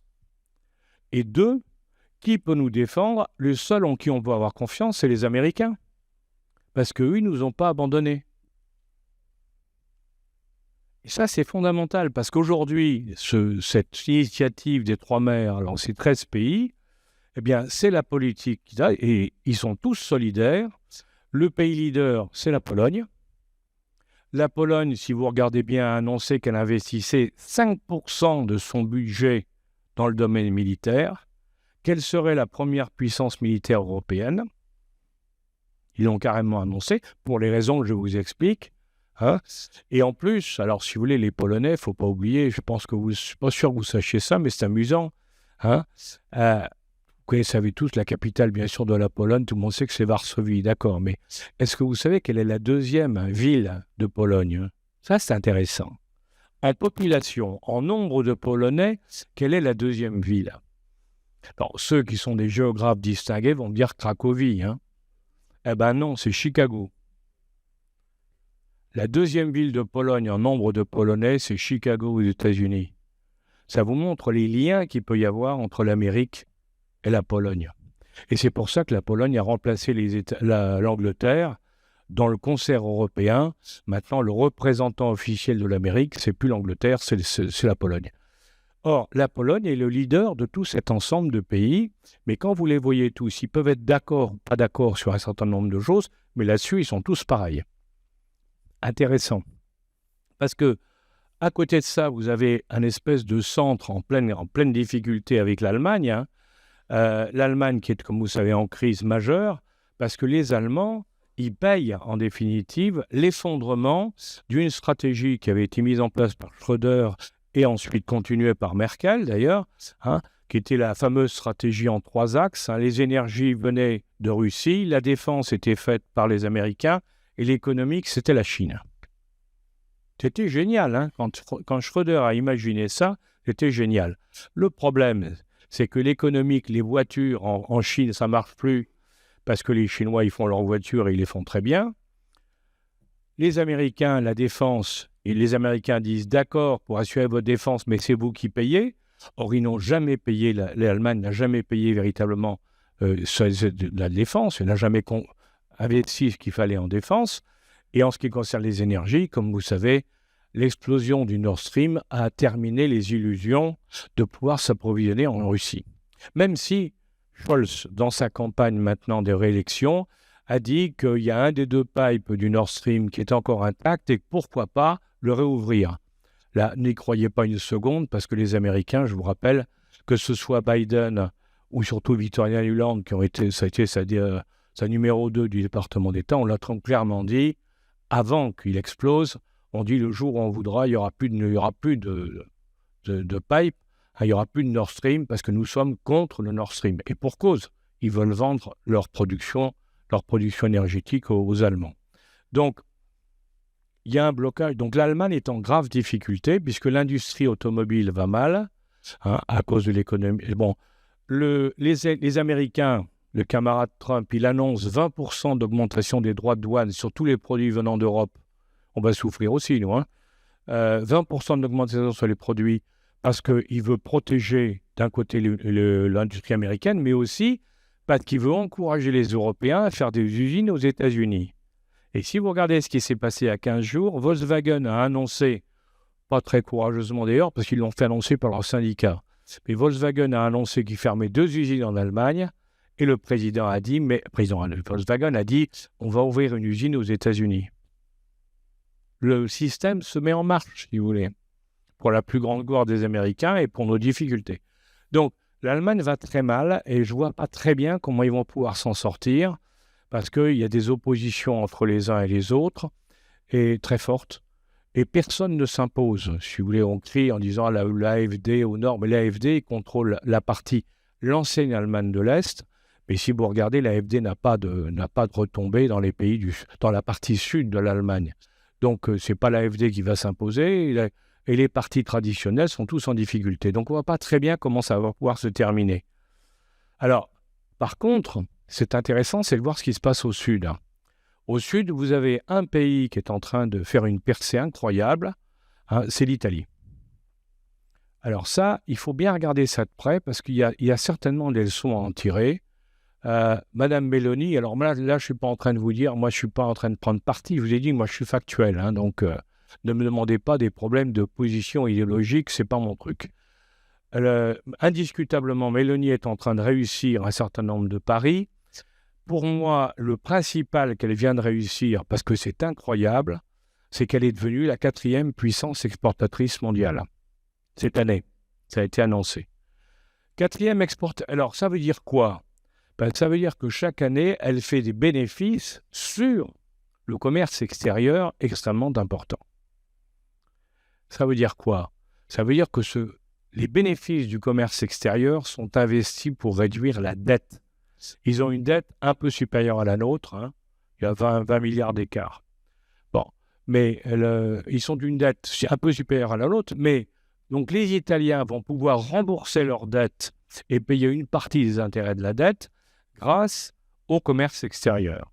Alors que nous, les Français, il faut qu'on paye la dette et le déficit du commerce extérieur, puisque vous savez qu'on est très mauvais là-dessus.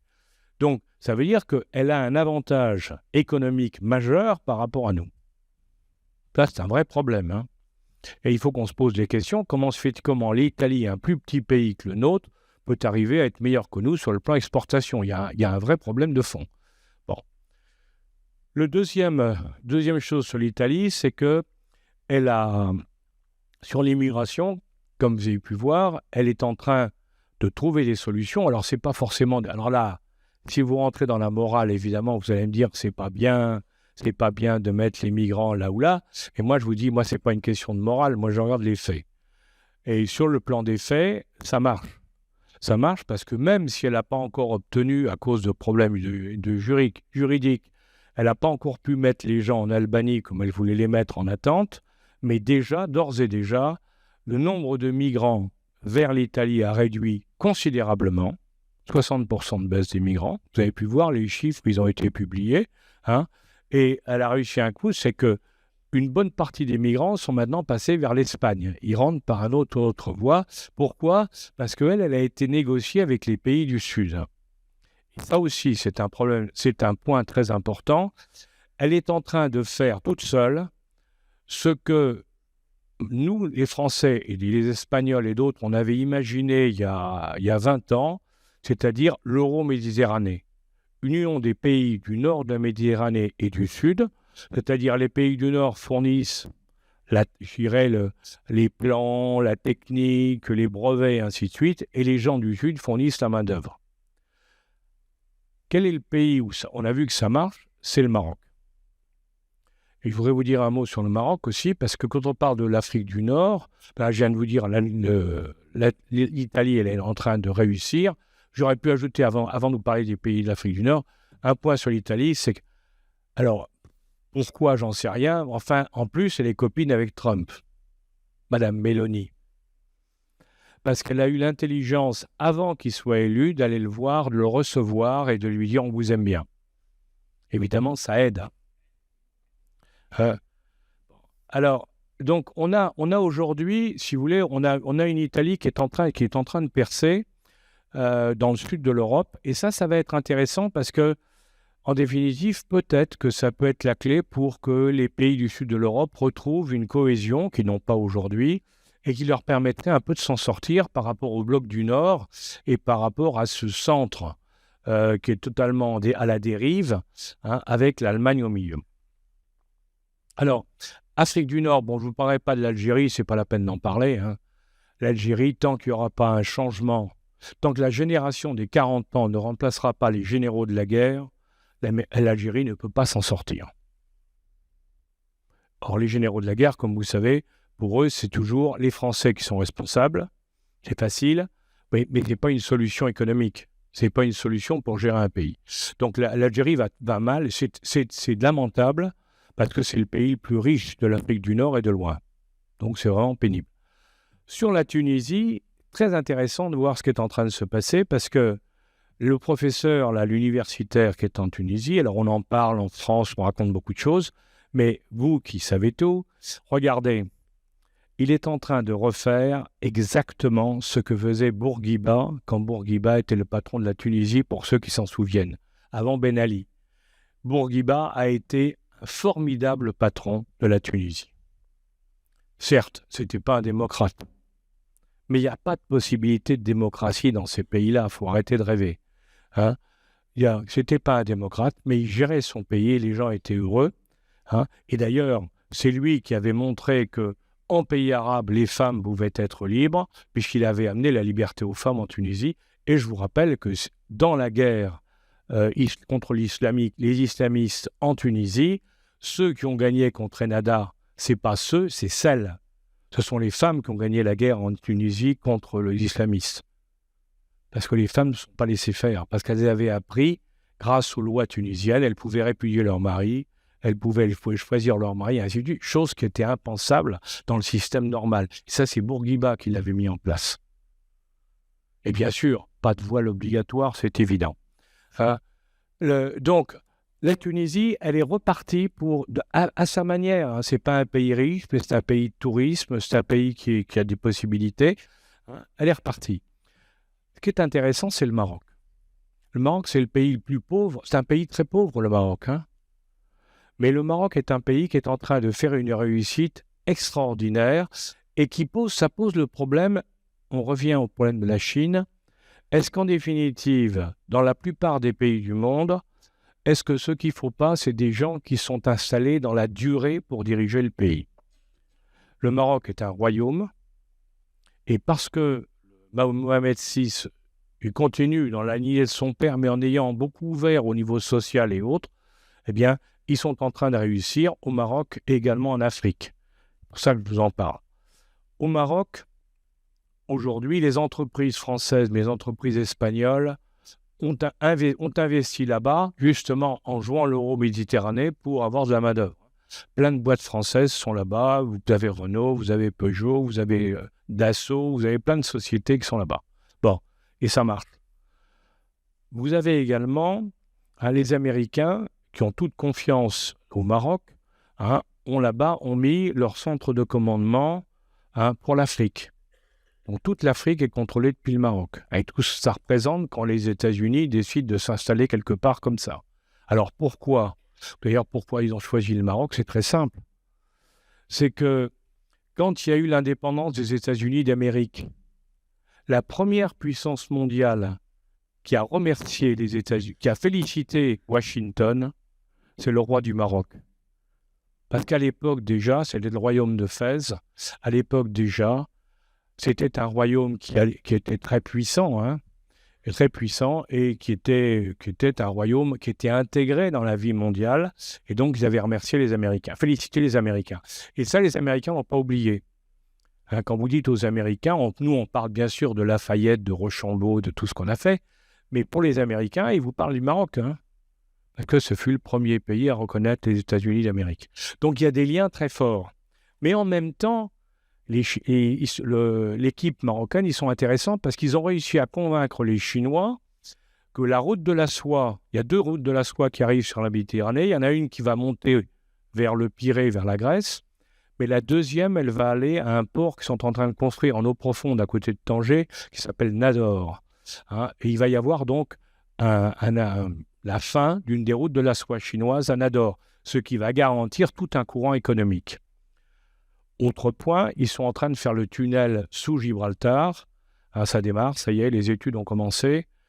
Donc normalement, entre 2030 et 2035, on va voir si dans la vitesse des travaux, eh bien, il y aura un tunnel qui va être ouvert sous le tunnel droit de Gibraltar, ce qui fait qu'avec les TGV, vous pourrez aller de Paris ou de Hollande en TGV jusqu'à Marrakech. Et pourquoi pas plus bas. Vous allez voir l'appel d'air que ça va faire au niveau économique, c'est incroyable, ça va bouleverser complètement tout.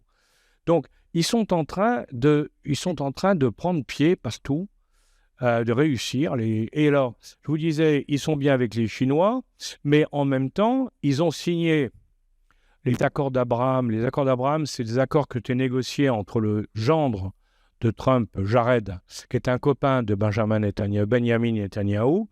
Ils ont signé les accords d'Abraham qui, vous savez, sont des accords qui ouvrent les échanges commerciaux entre Israël, Bahreïn, Koweït, le Qatar, les Émirats. Et l'Arabie saoudite devait signer, mais l'Arabie saoudite a refusé parce que le prince bin Salman a dit « Je ne signerai que quand nous aurons réglé le problème des lieux saints de Jérusalem ».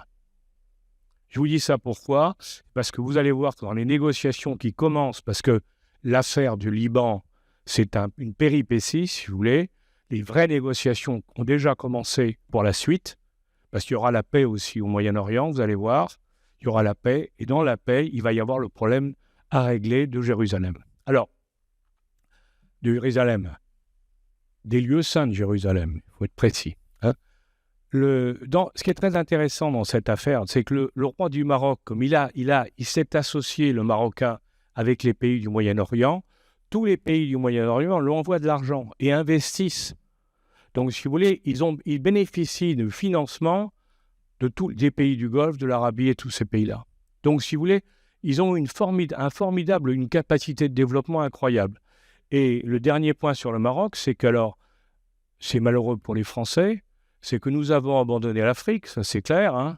Moi, je ne parle pas du niveau militaire, je vous parle pour les banques. Le début de la fin des Français en Afrique, ça a été le départ des banques françaises. Parce qu'ils ne pouvaient pas respecter, c'est authentique, parce qu'ils ne pouvaient pas respecter en Afrique le règlement européen qui s'appelle Bâle II. Alors, ils sont partis. Et qui nous a remplacés ? Les Marocains, les banques marocaines. Et les banques marocaines, il n'y a pas de Bâle II et ça marche. Et elles gagnent beaucoup d'argent. Et du coup, les Marocains sont devenus la clé pour aller en Afrique. S'il y a parmi vous des chefs d'entreprise qui s'intéressent à l'Afrique, allez voir au Maroc, c'est là où il y a les financements. Et en plus, les Marocains sont en train de lancer un grand projet. Il y a 2 grands projets intéressants sur le sud. Un projet, c'est un pipeline qui va partir du Nigeria, qui va remonter jusqu'au Maroc pour rendre les Marocains indépendants au niveau pétrole et gaz. Et ce pipe, il va approvisionner tous les pays au passage. Donc, si vous voulez, ça va créer des liens avec tous les pays de la côte, du golfe de Guinée, jusqu'au Maroc. Ça, c'est le premier point. Et le deuxième, ils sont en train de lancer, ça c'est terrible pour nous, une initiative qu'on appelle l'initiative atlantique. Dans le port de Darla, vous avez vu que le président français a reconnu le Sahara marocain, que c'était Darla, le sud marocain, le sud le Sahara du Sud appartenait était sous contrôle des Marocains, on l'a reconnu. Et à Dakhla, donc qui est le port, le sud. Alors Dakhla, pour les puristes, hein, c'est l'ancien Via Cisneros de Saint-Exupéry. Hein, c'est là où Saint-Exupéry, les gens de l'Europostale, s'arrêtaient en escale alors qu'ils allaient vers le Sénégal. Et donc à Dakhla, ils ont fait un port en eau profonde, ils ont fait beaucoup de choses. Et ils sont en train maintenant de faire une autoroute et une voie ferrée qui va aller du Tchad en passant par le Niger et le Mali et la Mauritanie vers... c'est le grand projet atlantique où ils proposent aux pays du Sahel, avec cette voie ferrée et cette autoroute, d'avoir l'accès à la mer. Autant vous dire que les pays du Sahel qui sont complètement enfermés sont enthousiastes. C'est très intelligent leur truc, il faut reconnaître. Donc, on voit aujourd'hui que tout ça, c'est en train de bouleverser toute l'Afrique francophone. C'est clair. Et ce n'est pas nous qui sommes les acteurs principaux, c'est quand même dommage. Donc, Maroc, c'est le pays à surveiller dans le coin. Alors, sur l'Afrique, je parlerai rapidement, je ne vais pas épiloguer. Bon, l'Afrique, c'est très simple. L'Afrique, d'abord, il y a beaucoup d'émigration parce que les gens sont très pauvres dans certains pays. Alors, il faut arrêter de croire que l'immigration, elle vient vers l'Europe. Ce n'est pas vrai. 90% de l'immigration africaine va d'un pays africain à un autre pays africain. Il n'y a que 10% de l'immigration qui monte vers le nord. Par contre, le problème, c'est que ces mutations, si vous voulez, ces migrations de pays à pays, font qu'il y a des pays qui ont suffisamment de main-d'œuvre parce que ce sont des pays riches et où on vit bien, et puis il y en a ceux qui deviennent des pays de l'absolue pauvreté où il n'y a absolument plus rien. Or, tout le monde sait bien qu'un pays trop pauvre et sans aucun contrôle devient un narco-pays ou un pays, je dirais, criminel, zone criminelle. Donc, on va avoir en définitive une espèce une Afrique très bizarre, avec des pays très puissants, très riches, qui vont très bien marcher, et puis à côté des pays qui sont des catastrophes. Alors là aussi, il faut bien choisir les pays pour aller dans les bons. Bien entendu, il ne faut pas aller dans les autres. Et dans ces pays-là, parmi les pays francophones, indiscutablement, le Sénégal va bien, même s'il a changé de président et que ce n'est pas tout à fait notre goût. La Côte d'Ivoire va bien, indiscutablement aussi. Et il y en a un qui se prépare à devenir une très grande puissance africaine, c'est la République démocratique du Congo, du président Tshisekedi, qui essaie de régler son problème avec le Rwanda, puisque comme vous avez pu le voir, je pense, le Rwanda occupe et pille, il n'y a pas d'autre terme, la République démocratique du Congo depuis le départ de Mobutu, donc Kabila père puis Kabila fils, suite à un accord qui avait été passé à l'époque, il faut le savoir. Ce qui s'est passé, c'était que quand Kagame a pris le pouvoir au Rwanda, il était aidé par les forces spéciales américaines, bien sûr, puisque c'était les compagnies minières américaines étaient derrière, et ils ont aidé le président Kabila, Joseph Kabila, à prendre le pouvoir au Congo. C'est-à-dire qu'après avoir pris le Rwanda, ils ont continué vers Kinshasa pour imposer Kabila. La contrepartie de la mise en place de Kabila au Congo, ça a été de donner les mines de tantal et de cobalt, de l'Ituri et du Nord Kivu au Rwanda. Donc le Rwanda a exploité pendant des dizaines d'années les mines qui étaient dans cette zone-là. Et maintenant, évidemment, les Congolais disent ça suffit. Maintenant, on veut récupérer ces mines. Il n'y a aucune raison que le Rwanda exploite des mines en nous pillant sur le territoire national. Donc c'est ça l'histoire de ce qui se passe aujourd'hui, la guerre là-bas qui est terrible, parce que je vous signale qu'on parle des guerres, nous, la guerre au Moyen-Orient, la guerre en Ukraine, mais il y a beaucoup plus de morts en Afrique, dans la guerre en Ituri, qu'il y en a dans les deux autres. Personne n'en parle. Ça pose problème. Personne n'en parle. Et je le dis pour les dames de l'assistance, cette guerre a un triste record, d'après les spécialistes de l'ONU.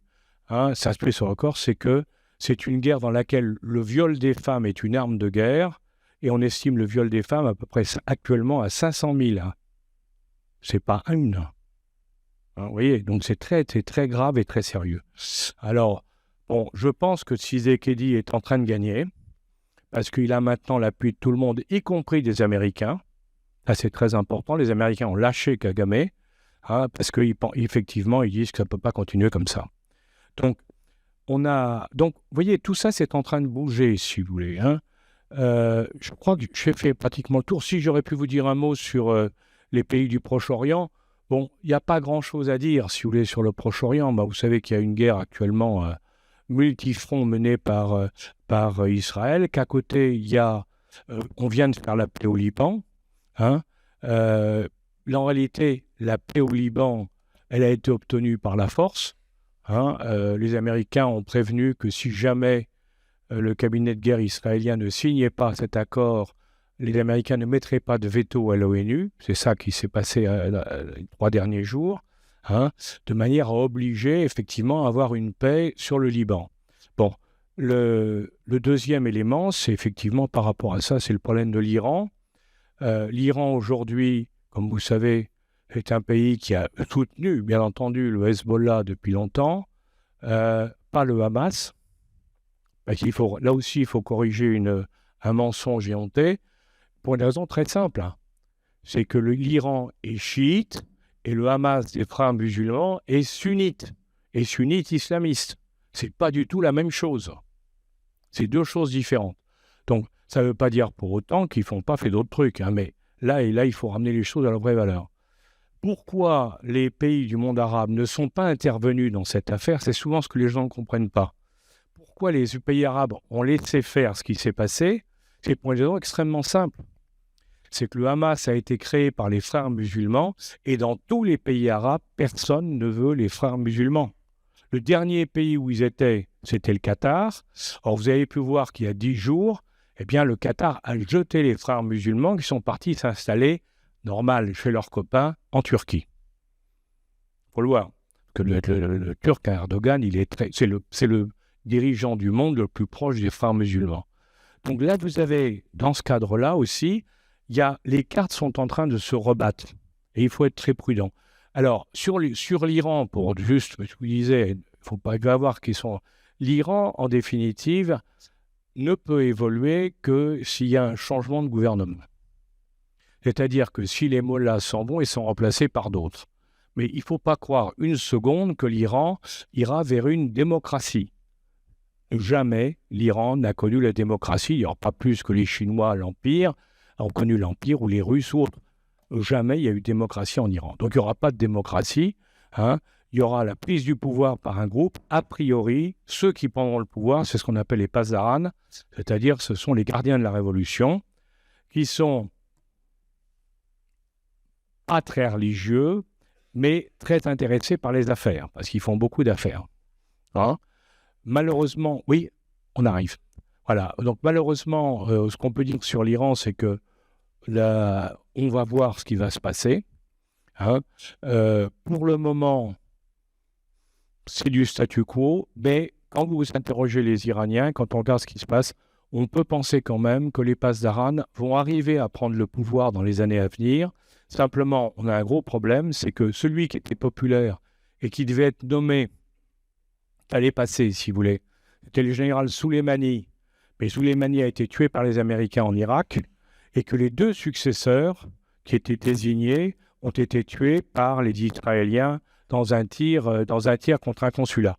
Donc, si vous voulez, aujourd'hui, il n'y a plus de chef de Pasdaran qui s'impose comme le patron. Donc, ça veut dire que la théocratie des mollahs risque de durer encore un peu jusqu'au moment où on va voir émerger un chef militaire, entre guillemets, qui sera crédible pour la population et qui pourra s'imposer aux mollahs. Seule chose qui pourrait changer, c'est si Khamenei, si le chef de l'État mourait, parce qu'il est très vieux et fatigué, parce qu'il a beau, lui, vouloir mettre son fils à sa place, mon fils ne passera pas. Donc, à suivre, c'est une des dernières inconnues, mais de toute manière, comme tous ceux qui connaissent un peu le dossier vous diront qu'on est certain que la paix va arriver au mois de janvier, février, on aura la paix là-bas. À ce moment-là, les choses vont complètement changer parce que ça va relancer tout. Personne ne peut vous dire quel sera le profil de la paix en question, puisqu'on ne sait pas. Ça va dépendre de Trump. Et il ne faut pas oublier que Trump, il a un gendre qui est copain avec Benjamin Netanyahou, mais que l'autre, il est libanais. Eh oui. Donc, si vous voulez, c'est-à-dire quelles sont les influences respectives des uns et des autres, ça va être très intéressant à suivre. Alors voilà, je vous ai fait un petit tour d'horizon un peu rapide, je m'en excuse, hein, mais du monde. J'aurais pu aller encore beaucoup plus loin, parce qu'il y a plein de choses à raconter sur pas mal de coins du monde, encore aussi passionnants, l'Amérique du Sud, l'Amérique centrale et tout ça, bon, les problèmes du Mexique et autres. Mais ce que je veux vous dire, c'est que les enjeux géopolitiques mondiaux actuels, il faut bien voir les choses comme elles sont.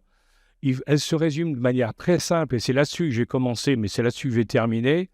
Nous sommes à une bascule entre un monde occidental qui perd pied, qui peu à peu est en train de dégringoler avec ses alliés, et un autre monde qui est en train d'émerger.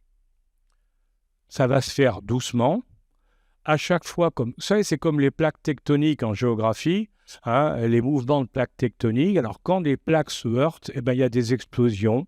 Hein, en géologie, en géographie, il y a des éruptions, il y a des mouvements, des tsunamis et autres.